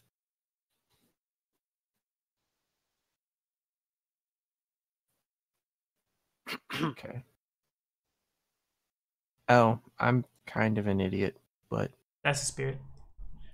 we deal. And for the record, as I'm looking at it, this campaign is not using the sanity and madness rules. Otherwise, all of Canabras has probably lost it at this point. But in any case. I think if I have this written out right, I will attack the red. Okay.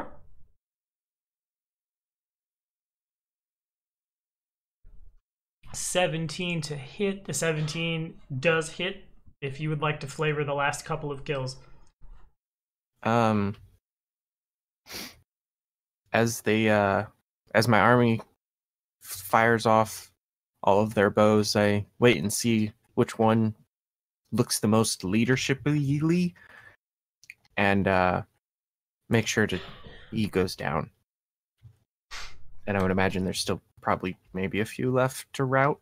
Yeah, at this point, it's probably just like one or two of the original group of 20 that just dropped their weapons and turned running towards the Whirlwound side of the fort. But the rest of them are full of holes, disintegrated, or boinked in the head by a pebble laying on the ground in front of you.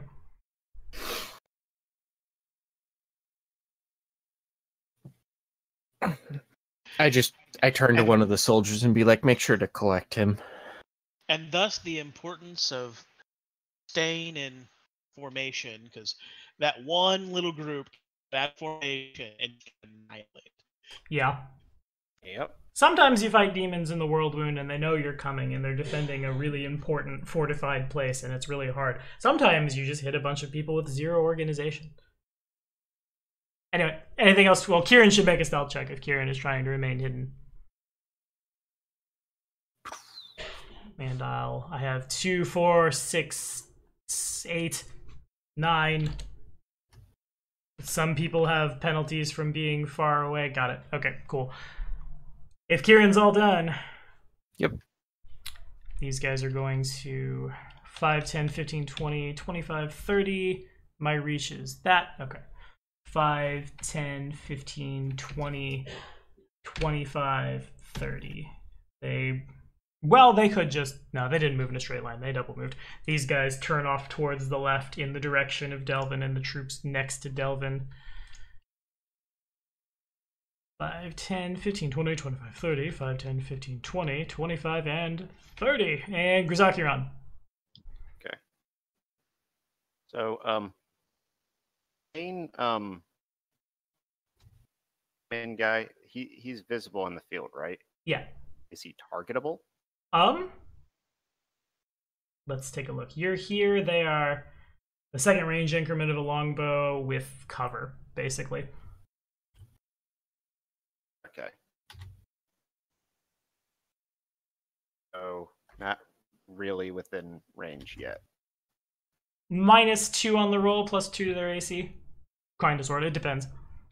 So it's basically a -4. Yeah.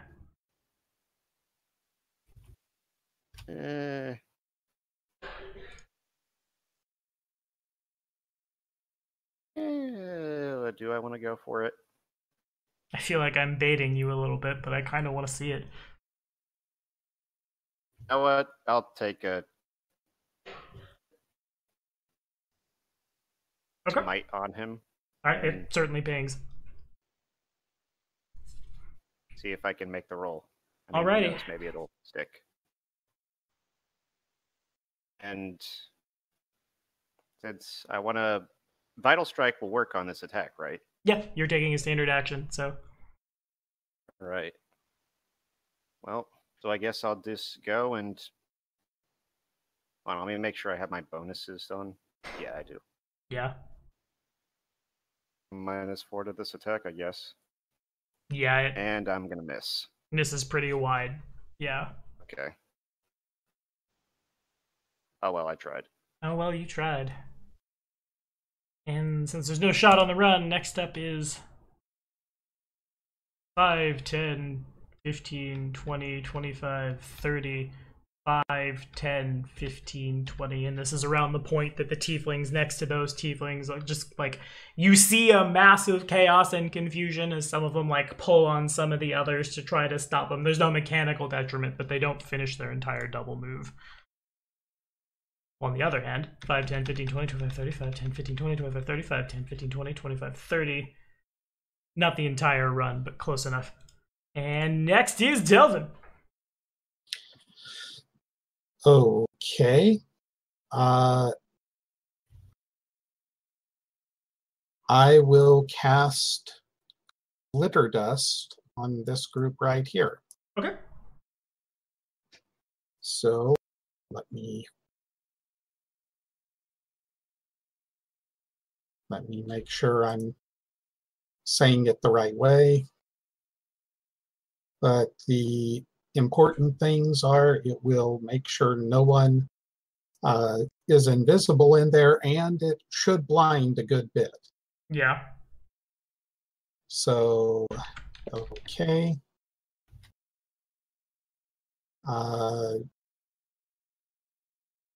It's one standard action. So I would just do Spellcraft. No, you would just... I just need to make a will save.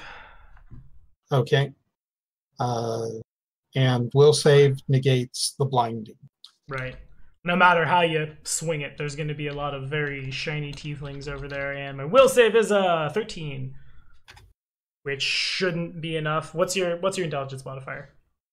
4. Yeah, okay. So there you go.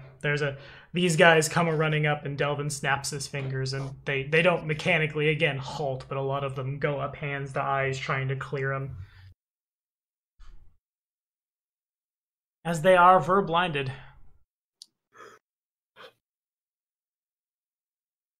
And yeah, and I will move in conjunction with my troops. So Sure. Hold move action. Gotcha. Alrighty.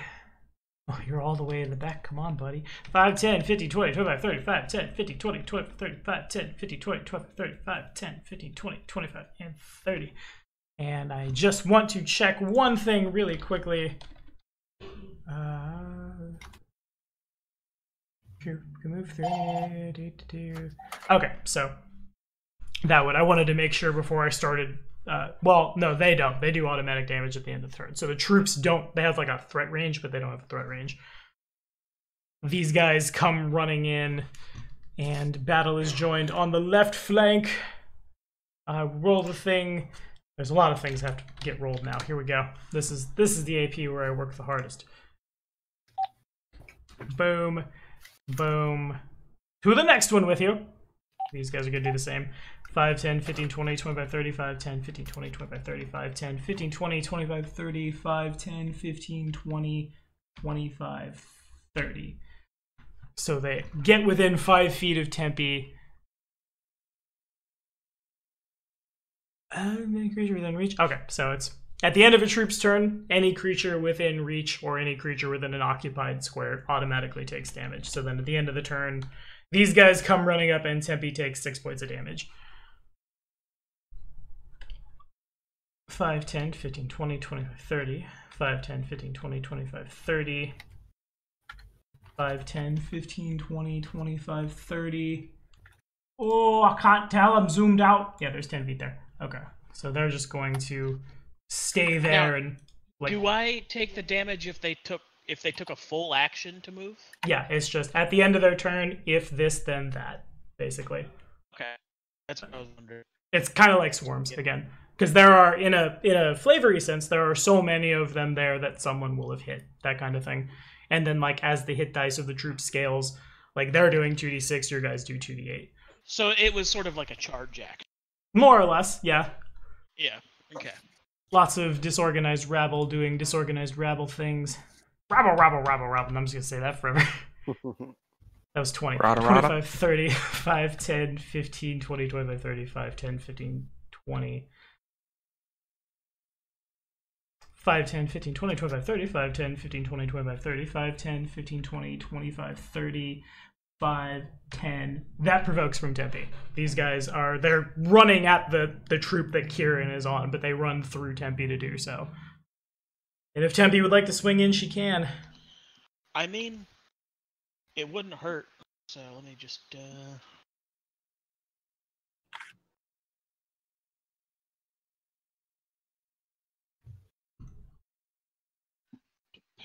Oh, nope. That's a fail. It is, and then I like having 3 monitors, but sometimes I misplace my mouse, and it's tedious. At the end of the turn, 3 points of damage, piercing, bludgeoning, slashing, if there's any DR, and 3 points to that troop there. And then it's on these guys, who are at this point. There's no one next to them. They don't have anyone to like give them orders, so they're just for the glory of Eobade. 15, 20, 25, 30. And then if Tim could roll... wait. There. That's a little better. If Tim could roll 2d8 plus 4. All right. As these guys, like, Tempe is rapidly surrounded by humanoid and horse that come charging in. Oh, why you do this? With lances couched. I mean, it does hurt them. They take the damage. In a mechanical-ish sense that doesn't super pan out right this second, every single one of your soldiers is armed with cold iron weapons, cold iron ammunition, cold iron armor, so they have... The tieflings don't super care, but they do exist for your knowledge. And these guys, 5, 10, 15, 20, 25, 30, 5, 10, 15, 20, 25, 30, 5, 10, 15, 20, 25, 30, and then at the end of the turn... So they're charging through the army. Yeah, they can move through each other's squares. Again, they function like swarms. They can move through. They can't move through walls, but they can move through other swarms of things. That movement moved through Grizok's threat range, and so it provokes. Threatens. Yeah. Unfortunately, my smite is active on the big bad who's back there. Yeah. That's okay. And then 7 points of... Just assume that only the first attack is what's striking right now. Okay. I feel an overwhelming urge to ask, how are you doing 50 damage? That was vital striking. Hold on. I'm probably super miscalculating something. There are a couple ways to vital strike on attacks of opportunity, and I imagine Mythic gives you a couple more. In any case, a 21 definitely hits. Right. Almost. All right. I'm two-handing plus two-handing with... So right now you have a bow out. You're biting. Oh, right. I totally forgot. You're right. I should not be using my Earthbreaker at all. Mm-hmm. Attack then. Yeah. I guess, is Just roll your damage real quick. You hit. okay.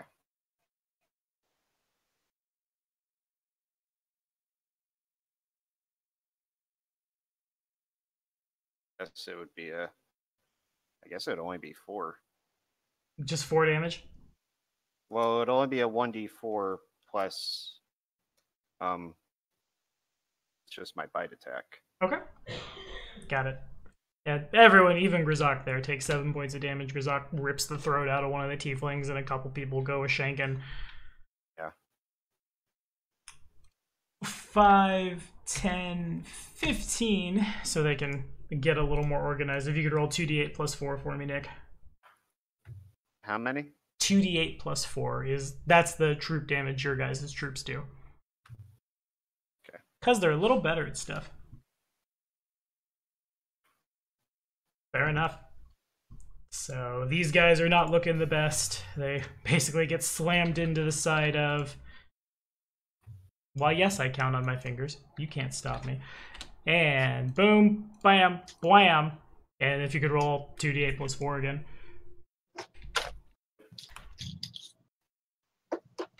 Yeah. For another 14. Is that... Not quite. Okay.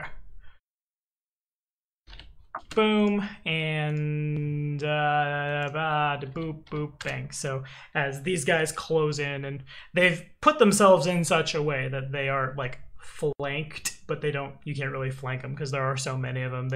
Grizok gets hit, and these guys form a box around him and start stabbing and shooting in. These guys here don't look the best. There's probably just like 2 or 3 of them left. These guys are not far behind. And next is Delvin. So if Delvin wants to roll 2d8 plus 4. Yeah.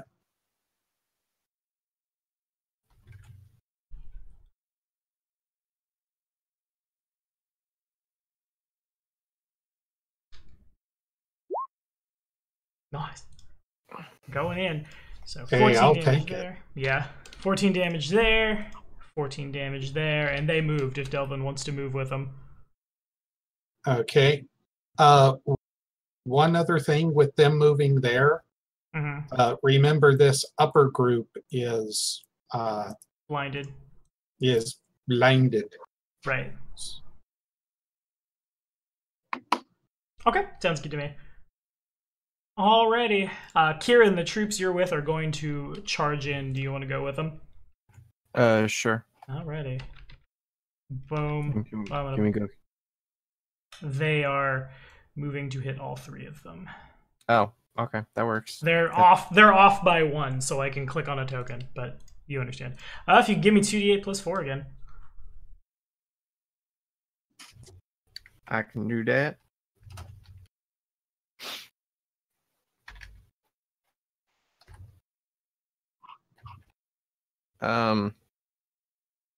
Just as a thing, I don't think I had plus 4 last time. I put it in on my own. Okay. So 14. Not bad. That's easy math. I like it. Okay, so then we go to the bottom of the initiative for the second round, and Tempe is on, in a mechanical sense, Tempe standing inside of, like, in the same square as an enemy troop. They don't provoke, but there's a concentration check involved if you want to cast, because there's a bunch of people around you. Okay. They don't provoke. Does that mean I can like move around without provoking? Mhm. Okay. So I could go like here. Yeah. All right. I'm gonna do that, and then I'm going to cast Soundburst on the on this group here, the sort of light teal group. Okay. You want to like just cast it like in the back of them, so you're just hitting them. Yeah. And then that's a DC 25 fort check, fort save. Woof. All right. And then 5 damage to all of them. And they fail, and they take, since they're so densely packed and it's an AoE, they take double that. Okay. And then a bunch of them are like, stunned. So people's actually, ears are most of them? bleeding. That is a good question. From a Alrighty. damage from a damage and attacking standpoint, is weapon attacking gonna work any different mechanically from?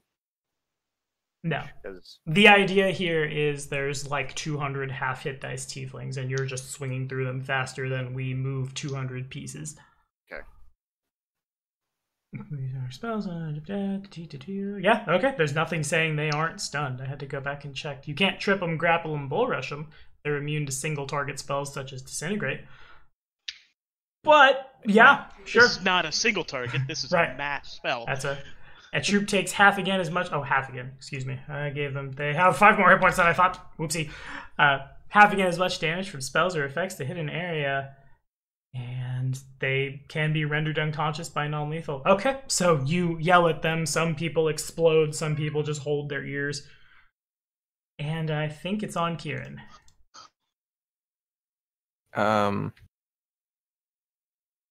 I will. Is there a Hopefully. duration on the stun also? There is believe it's just a single turn. Okay, Let me got it. check. Fort save. Yeah, stunned for 1 round. Gotcha. Okay, So at the beginning of my round, they'll be back up. got you. And before you ask, glitter dust for me lasts 6 rounds. Okay, And I am keeping track. cool. All right, Kieran. I will use the same trick as before, and I will find the most in charge looking poor soul. And am I hidden from him? It's more of like a hidden from the entire troop thing for like mechanical reasons. Okay. But you made your stealth check last turn. These guys don't see you. Okay. So I get to roll the Sling of Death. Sling of death. And is he within 30 feet? Which group, I guess, is the question. We'll track it as if like, Black. yeah, the farthest away is 25. There's not really anybody like in like super out in front, but there's somebody who looks a little more important. And if you'd like to flavor it, I pop up from my mount and let loose the Holy Stone of Sleep, you got it. and he crumples. And he drops his allies, disappear. Flavoring troops is weird, but I like it. And they retreat back to the whirlwind side of the ford. Anything else? Well, if you would like to stay hidden, a stealth check. Yep. Okay, understood. Eels. I'll try. Okay, got it. Okie dokie. So then next is the group that is I'm not really sure how that works when there's a bunch of them. I'm just gonna say, oh my. Oh, that's all I'm saying. It's just oh my, a bunch. Oh geez. Aw, jeez, Rick. Oh jeez, Tommy. Oh, Pip. Rick. If it helps, all opponents are considered to have total concealment against a blindness, and they must make a DC 10 acrobatics check to move faster than half speed. Gotcha. Otherwise, they fall prone. Neg 2 to their armor class and lose dex bonus.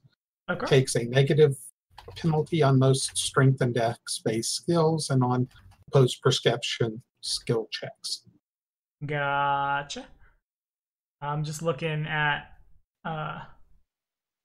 I referenced the swarm trait. The swarms can be blinded.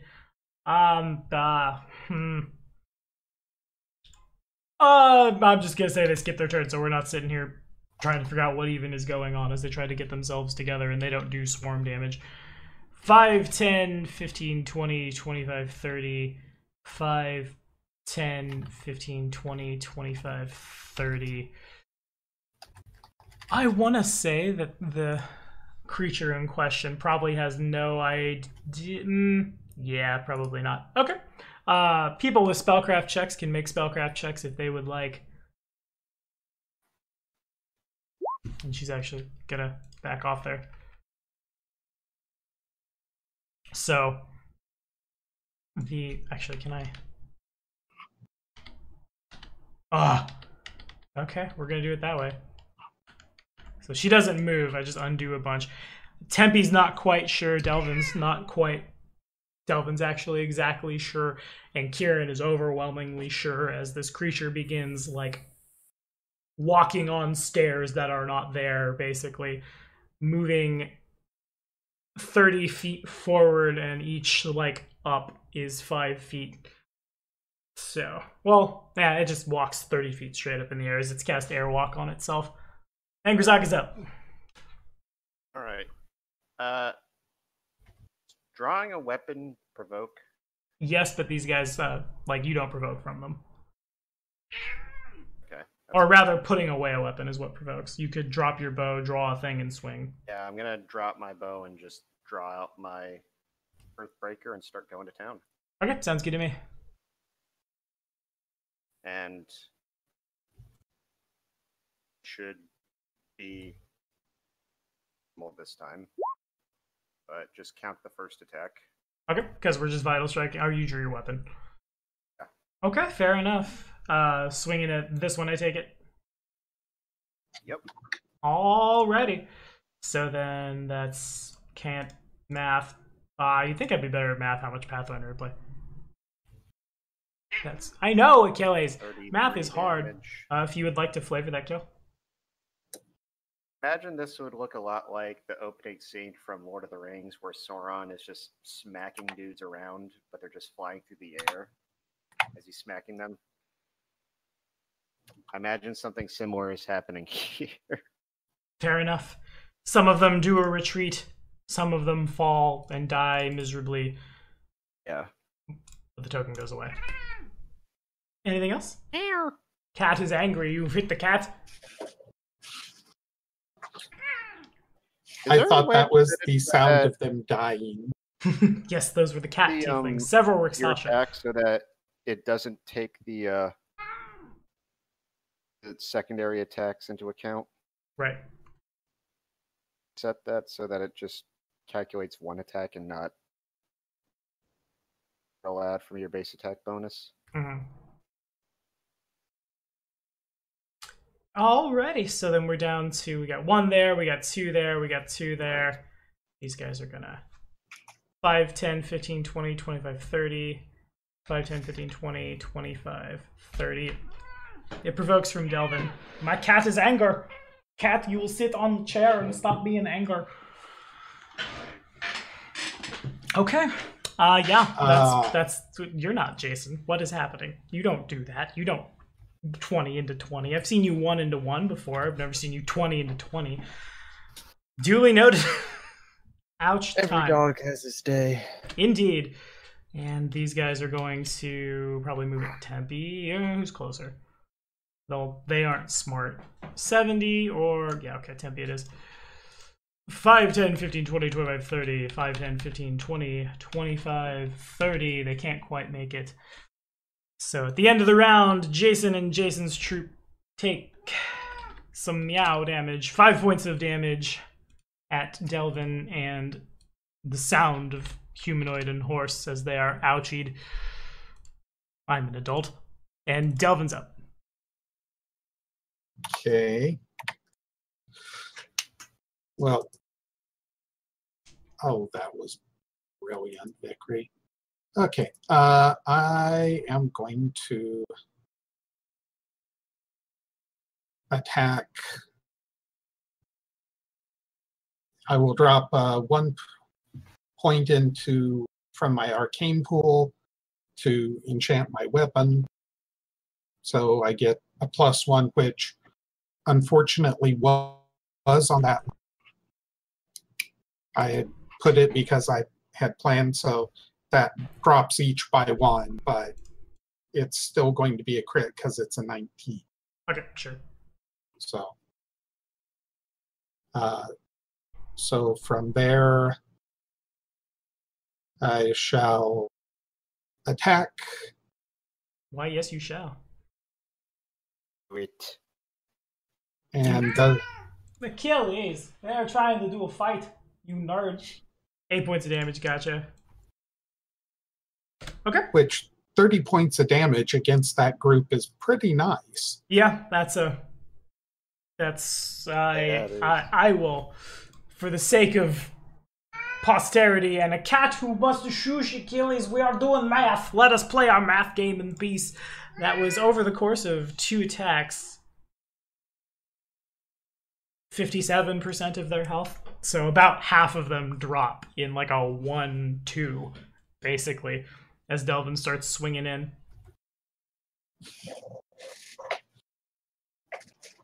Anything else from you?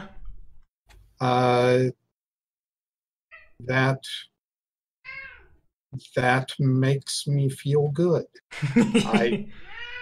I will hold move action for my movement is going to be tied to my group right now. Okay, makes sense. Oh, hello, kitty. Alrighty. Delvin doesn't have combat reflexes, right? I think I do. Achilles is not happy that's with me. my. I will say, for argument, yes, All right, cool. because It provokes. This guy moves into your threat range. And can he keep the streak of crits up? For No, too he didn't. long, I've neglected how useful that skill actually is. Combat That reflexes? feat in general. Yes, real good. Alright, end Yeah. of the turn. 8 points of damage to Delvin and Delvin's troop. okay, And bang, boom, pa-booski. Next is these guys who are gonna... They can't move right now. They've got a funny Wait, I think I moved the wrong one. That one is there. Yeah, okay, I just hadn't bumped the initiative. We're good. Cat! Okay, so then 5, 10. Kieran is something we can't see. So Kieran doesn't take the damage. Yeah, it's awkward, but that seems to be the right way to call it. I am going to have a talk with you after this game, Achilles, about how loud you are and how that can't happen until I have a different place to put you. But that's not right now. Alright, so that goes there, that happens. It provokes from Grzak, going in. Let's do it. Do it. Yes. Yes, let the hate flow through you. Says the paladin. Hey, just because he's a paladin doesn't mean he can't hate. Okay. That first, remember just the first attack. Right, if you want to flavor it. Second verse, same as the first, I guess. Okay, fair enough. Or until they see an overzealous dinosaur man charging at them.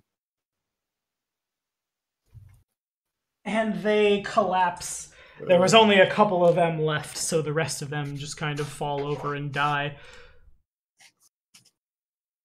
These guys will boop, boop. Right there. Yes? I'm gonna say, I know you're taking control, but when the time comes for my guys, I would like to support. Okay, sounds good. If Adam could give me 2d8 plus 4 as I talk to my cat who just wants to be all over the internet. Just wants to be all over the internet, Mr. Achilles. He's very Eels. talkative today. He is too. Oh, when I was recording at Normally just Lucia's, I let had a them come in different. during the. When I was recording at Lucia's, I had a different place to put him. Right now, I don't have a place to put him, so he gets to hang out.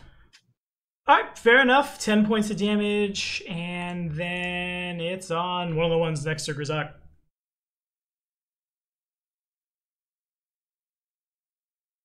And what would you like them to do? Hello? Is there anybody out there? Oh, you're muted. I see. Sorry, I was on mute. Achilles would like you to attack. To charge at. Sure. That was probably what they were going to do anyway, but so be it. 5, 10, 15, 20, 25, 30, 5, 10, 15, 20, 25, 30, 5, 10, 15, 20, 25. And if you want to roll 2d8 plus 4. as I I get this shall. cat and have a talk with him about how he's Does the feeling. fact that most of these things are on the ground do any more damage? No, not quite. Troops are awkward and they weren't ever like super formulated. We're winging it as we go. Cat, you are being too loud. We should develop our own mass combat system. I mean, we can if you'd like to figure it out, or if you want to like try Warhammer rules. I'm not opposed to learning them.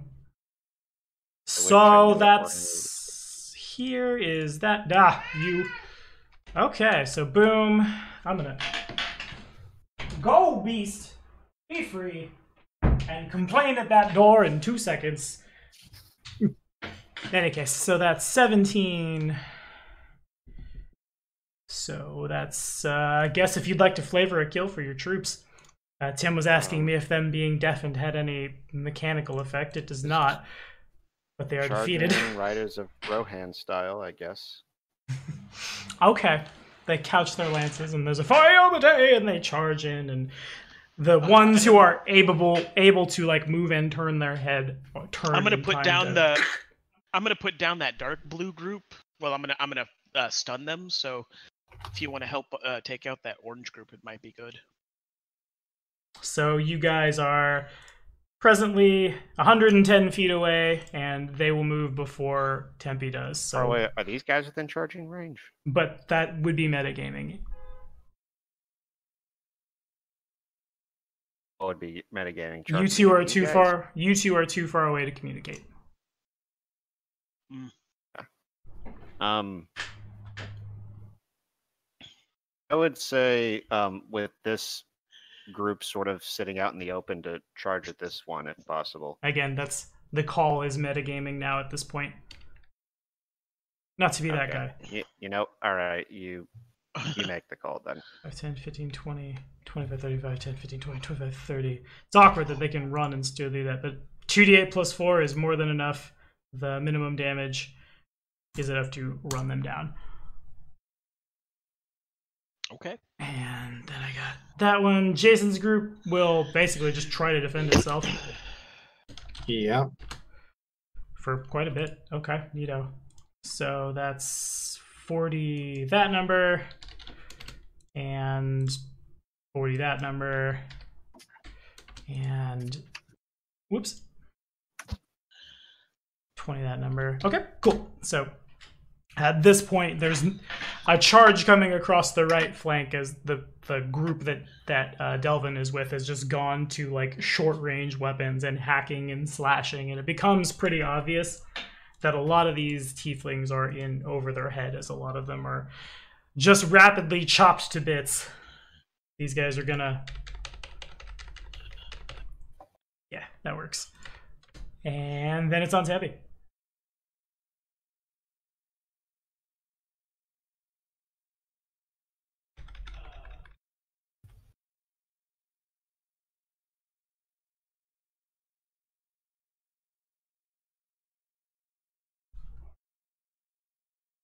Only if you unmute your mic when you say it. Sorry. I can hear you in the other room. I can't. Yeah. Can I yell at them to support this group over here? Because there's like 3 groups of enemies over here, and I'm gonna stop these guys from doing anything. Okay. Yeah, that works. They can end up... Oh, yeah, they can make it right there. So that's what they'll do. Whoops. And 5, 10, 50, 20, that's about 95 feet of movement to put them. It's a run action. But they can do it. And Kieran is riding alongside, and 17 points of damage. Boom, boom, and boom. Okay. And they run through, lances down, and rapidly the left flank clears up a little bit as a glorious charge knocks a bunch of people out. Everybody, that's fun.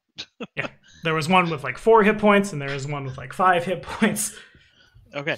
Wow. Well, I'm doing 8 damage, and then also they need to make a DC 25 fort save. Is that because you're casting Soundburst? Okay, fort save, they boom, they add 6. Yeah, no. On the drill. Down they go. And then that's Okay, cool. Anything else? No, that'll be it. All They right. are stunned. They took 8 damage. And it passes to Kieran.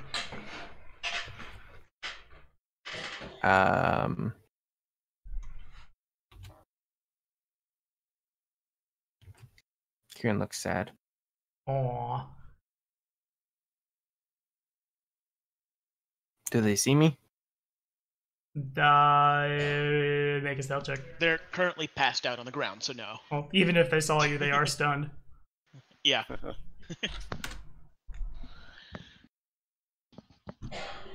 I will. Their eardrums are currently 5, leaking. Yeah, 10, they've been Sindelled. 15, 25, 30. Range guide.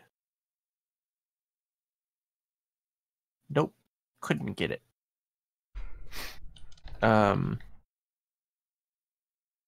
This is at a -2. Okay.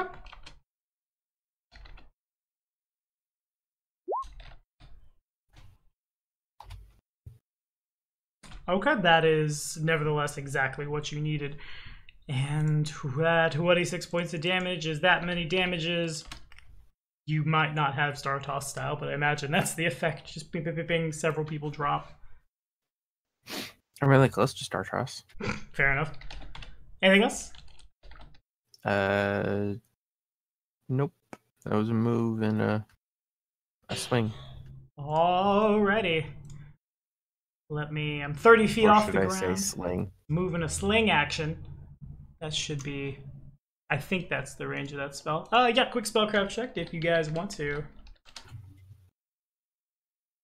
Oh, not that one. Oh, yeah, they're in range. Okay, cool. So, Tempe's not sure. Kieran and Delvin are very sure. As the smaller creature in the air, it kind of sounds like a snake's hiss. It kind of sounds like a distorted octave and a half lower goat meh, as a little bead of fire forms and a fireball is cast down into... I think I can cast that in such a way that it... Do I have 20 feet? I don't think I do. Oh, no, I don't. Okay. Well, 20-foot radius is 40-40, isn't it? I feel stupid. Help me. Is that right, guys? What? A 20-foot 40-foot radius is radius. 40-40? Like, 20-foot radius? Yeah, Yeah. it's 40 by 40, yeah. okay, that's what I thought. Okay, so it's then 40 by 40, yeah. So then I'll hit my own people, but I'll also hit Tempe. If Tempe could make a reflex save for me. Did you say reflex? Yeah. All right. Reflex. Not bad for somebody who's an old lady. So that passes. My caster level is what? Why is that not just right in the sheet? That would be so nice if you would do that. Okay, so then that check is a thing that happens. And I'll roll 40-20 real quick. For the tieflings fail. Actually, they may not. It's not that high of a DC. Tieflings pass. The only people who don't pass are the green troops, basically. And they'll take Ooh. some damage. Tempe takes half, of course. 19 points of fire damage. 19, half again, 19. Which is actually literally enough. That is all the hit points that group had left, even after their resistance. And then 6. And that much is there. And these guys take... I can't math. A lot more. The sounds of men and horse screaming as they are burned also kills the last group of resistance. And now the only thing standing between you guys and holding the fort is 30 feet off the ground right there. And it's Angrazak. Okay. I guess I can't really. I'm just on this little island all by myself. I guess I'll start by picking my bow back up. Okay, sure. Part of a move action. then just start sprinting back towards where the rest of our army is. All right, so it's like a double move. Delvin. Yeah. Okay. I will shout in my loudest voice, archers, target the flying thing. And I will move and cast magic missile. Okay, sounds good. Let me really quickly. I'm not sure. It might have. Yeah, if you could roll spell resistance for me. A D20 plus 6. Okay.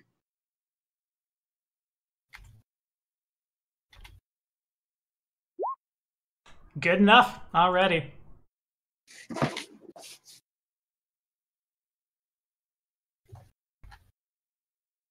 All the damage goes through if you'd like to roll it. Okay. And as you're rolling it, I will basically do the same thing. All the troops are they can find a line. So that would be, come on. This is numbers are math 8. There it is. Okay. So it would be 3d4 plus 3. Right. You got it. 1, 2, 3, 4, all 5 of yours. 5d20 and 8. So, woof. Okay, 11 points of damage go in. The troops, the troops line up and fire. In some cases, there is some dodging that happens. And basically it comes down to if Tempe and Kieran want to do a thing to try to, do anything about the commander before it comes around to their turn as I crunch numbers really fast. I mean, no, but what I can do is pop down here and cast a heal real quick. Okay, sure. Make it so. Oh my god, that was the worst. Oof. But it's everyone within 30 feet of me. Got it. Alright, I mean, and that includes me. That includes you. Wow. And I've I've got never- pass that's so and bad. pass. And then It that'll be the end happens. for me.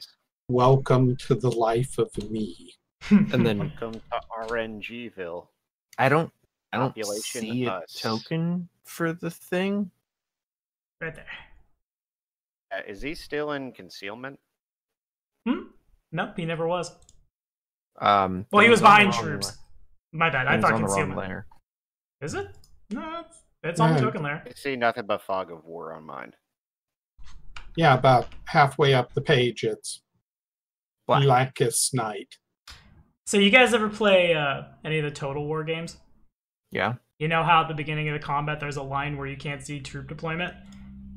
Yeah. I put that as dynamic lighting and forgot. My bad. Oh, There you go. There's the Oh. thing. Oh, there's a thing now. My bad. We had an off week and I forgot. Okay, so then I will. There's a boo. Did I survive the fall? Oh, you are way out of range of anything that I can do. So this is at -4, right? Because you said I could do something. Yeah. It's your turn. -4. That's yeah, you're not within 130 feet. You're within 120. I really wish my ruck was strong enough to lift me up, so he could just. Did you get sniper's goggles, Kieran? I forget. Yes, I did. yes. That's super important. I don't have greater, which is why I asked about 30. Okay. So then what's the difference between greater and regular? Regular goggles gives you a +2 within 30 feet for every die you roll. Oh, neat. Greater says you get +2. But it's more importantly, you can sneak attack the thing. Right. Both of them you can sneak attack any range. Okay, fair enough. And this is non-lethal, so if you want to flavor that knockout. I finally the fog has cleared and revealed our enemy, and Indeed. I let loose my stones, saying, "I have found you now. I will meet with you later." And the creature, meh, really loud as it gets hit and falls, and then unfortunately the fall damage is enough to take it to gone away. However, that is the end of the combat. We had a heal for 4. I will apply that to all the people that are wounded. Boom, boom. I mean, I can heal some more if it's needed. I mean, Especially pop since my- I still need to do it. I can pop my channels as well. Yeah, people are pretty beat up looking. The fireball definitely Okay. hit a lot of people where it hurt. Let me do some more channeling then, real quick. So As all get will- like together. Yeah. Sure. Get all the wounded together within her range, and Bring out your dead and dying. Try 2. Okay, so 25. That ought to be enough. That does bring everybody back to full, yeah. Okay. cool. I'll take that. Well, Is okay, it it brings everybody still back to full if it Scream? brings them. Yeah, the walls here are not the best. I will do something with him between here and next session. I don't know what yet, but Victory! and so it was. Oh yeah, you're probably hearing it through my. Mhm. He's far enough away from me now, but not from Tim. We'll figure it out between here and there. In any case, the fort is yours. What we have 7 minutes left. What do?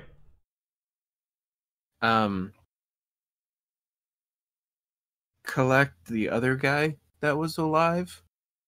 Yeah, there are a couple of unconscious tieflings on the field right now. Secure them for interrogation. Okay. There. I Certainly plenty of buildings in the fort itself that can be secured for such a thing. Well, how many prisoners is that going to be for us to be keeping? Call it 2. 2. Okay. Everyone else did lethal damage. Yep. Check out that sword of his. Okay, yeah. As you guys go, there is a Yeah. bit of a talk. Like, people don't look uncomfortable around Tempe, but, like, Tempe did a thing that is evil. Tempe is neutral good, right? Or is she true neutral? No, I'm true neutral. Okay, got it. And I did a good spell as well as a evil spell. Which spell was that? Well, my heal I think is Channel energy does not have the good descriptor. Spells with positive Oh, energy okay. do not. I'm actually gonna, because that'd be real weird. But I'm gonna double check myself really quickly because it's never come up before. Cure light wounds has the healing descriptor, but not the good descriptor. Okay. okay. I mean, I could cast a good spell if that would help. Nothing mechanically bad has happened to you, but People are. But I having mean, some you know, whispers I'm around. neutral, so I can cast evil spells. no, you could cast evil spells as a good person too. I'm just tracking like what you have done. It will pull Tempe's psyche Right. towards evil. Call it like a strike one. Right. Mm-hmm. Okay, so Okay. lots of the troops grumble about the fact that that happened, and as Grzak goes over towards the demon that fell, there also is some grumbling about like looting creatures of the world wound.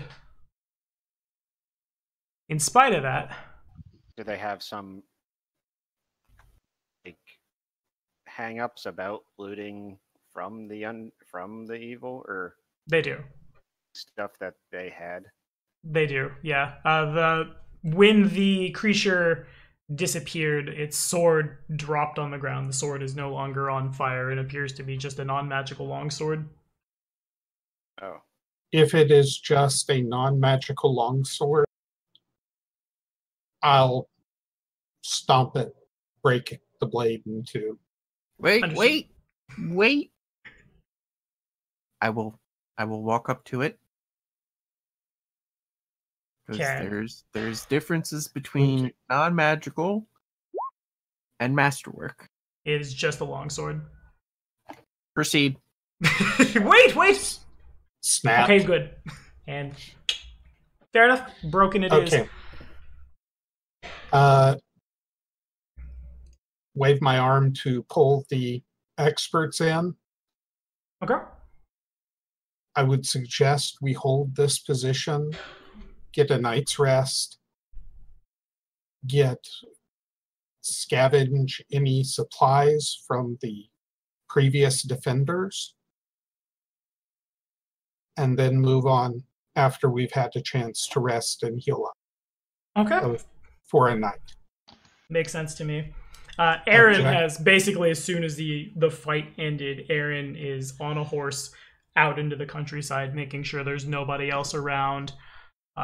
There are some buildings that are like, there are clearly prisoners inside that you can see, and Sociel is finding keys, opening locks, letting the individuals that did survive the attack on the fort out. Okay. Yeah. Sorry, there are a lot of So pieces all over the place on this one. So too does Nura. She, there's somebody who has a pretty sizable gash along, shoulder to chest where something cut them, and she casts a heal spell to close it. Imagine Sociel put out for him too. That's the name of the Shelyn cleric, right? Yeah, you got it. Cool. There are a small handful of survivors remaining, and they're led by probably around pushing middle-aged Verizian woman. She has found all of her gear. Her helmet has a Shelyn's Ankh slapped on the front of it. She, despite everything that's happened, she's put on a brave face, and the survivors seem to be flocking to her. She seems important. yes, let's go talk to her real quick. Okay. She sees you approach and is, well, glad you guys made it. Sorry we weren't here sooner. Of course. Who might you be? Camillo Don. I've been in charge of the fort for, 12 hours, I suppose. I'm sure we'd have all been sacrificed without you. I appreciate it. Well, you did a good job holding it. She just kind of snorts and says nothing. Did she actually, though? Razak whispers. Sorry. That was... Well, really, right, it is, I did hear You Girly. survived. You made it. That's the important thing. Yeah. She nods. Well, we're in no shape to fight, but I think we could make it back to Canabras, inform the powers that be that the fort has fallen, bring up reinforcements. Unless our saviors have a better idea. She turns to her companions, who just kind of look at her. Actually, my question was going to be, do they look like they could make it reasonably back to Canabras? As all things in the world wound go, it's questionable, but possible, I'll say. Certainly something bad could happen. There's only, counting her, there are 13 of them. But, it's really hard to say, is what I'll say. How do Well, you feel about Dresden? Well, it hasn't exactly been hospitable in quite a while. I imagine that's where they took the rest of our soldiers. I mean, we could heal them up and then just add them to the army. I say we just let them have the option of whoever wants to go back can get escorted back, but anybody who volunteers to stay and help us retake the other fortress is welcome to stay with us. honestly, I think they should all come with us because right now, we're the only people who know where we're going. Okay. Well, their So- fate lies on the end of a diplomacy check. Land Uh, of diplomacy check is what I think he was going to say. Yes, and Tempe would be the perfect person to roll that because He actually has social skills. Yeah. Okay, good enough. Their effects are non-mechanical since we're not running the army combat rules, but they do join up. In a mechanical sense, this would heal the armies by adding some extra people, but basically they just will follow you instead of going to Canabres. And that's where we're going to call it for today. Thank you guys for watching. I liked running troops versus troops. I don't know how you guys feel, but we'll talk about that here in just a second after I get off the thing. Be sure to like and subscribe before Nick starts talking when it's not time to talk yet. And say bye, Nick. Now it's time to talk. Go, Nick. Go, go, go, go. Say bye. Specifically you. We need to bye.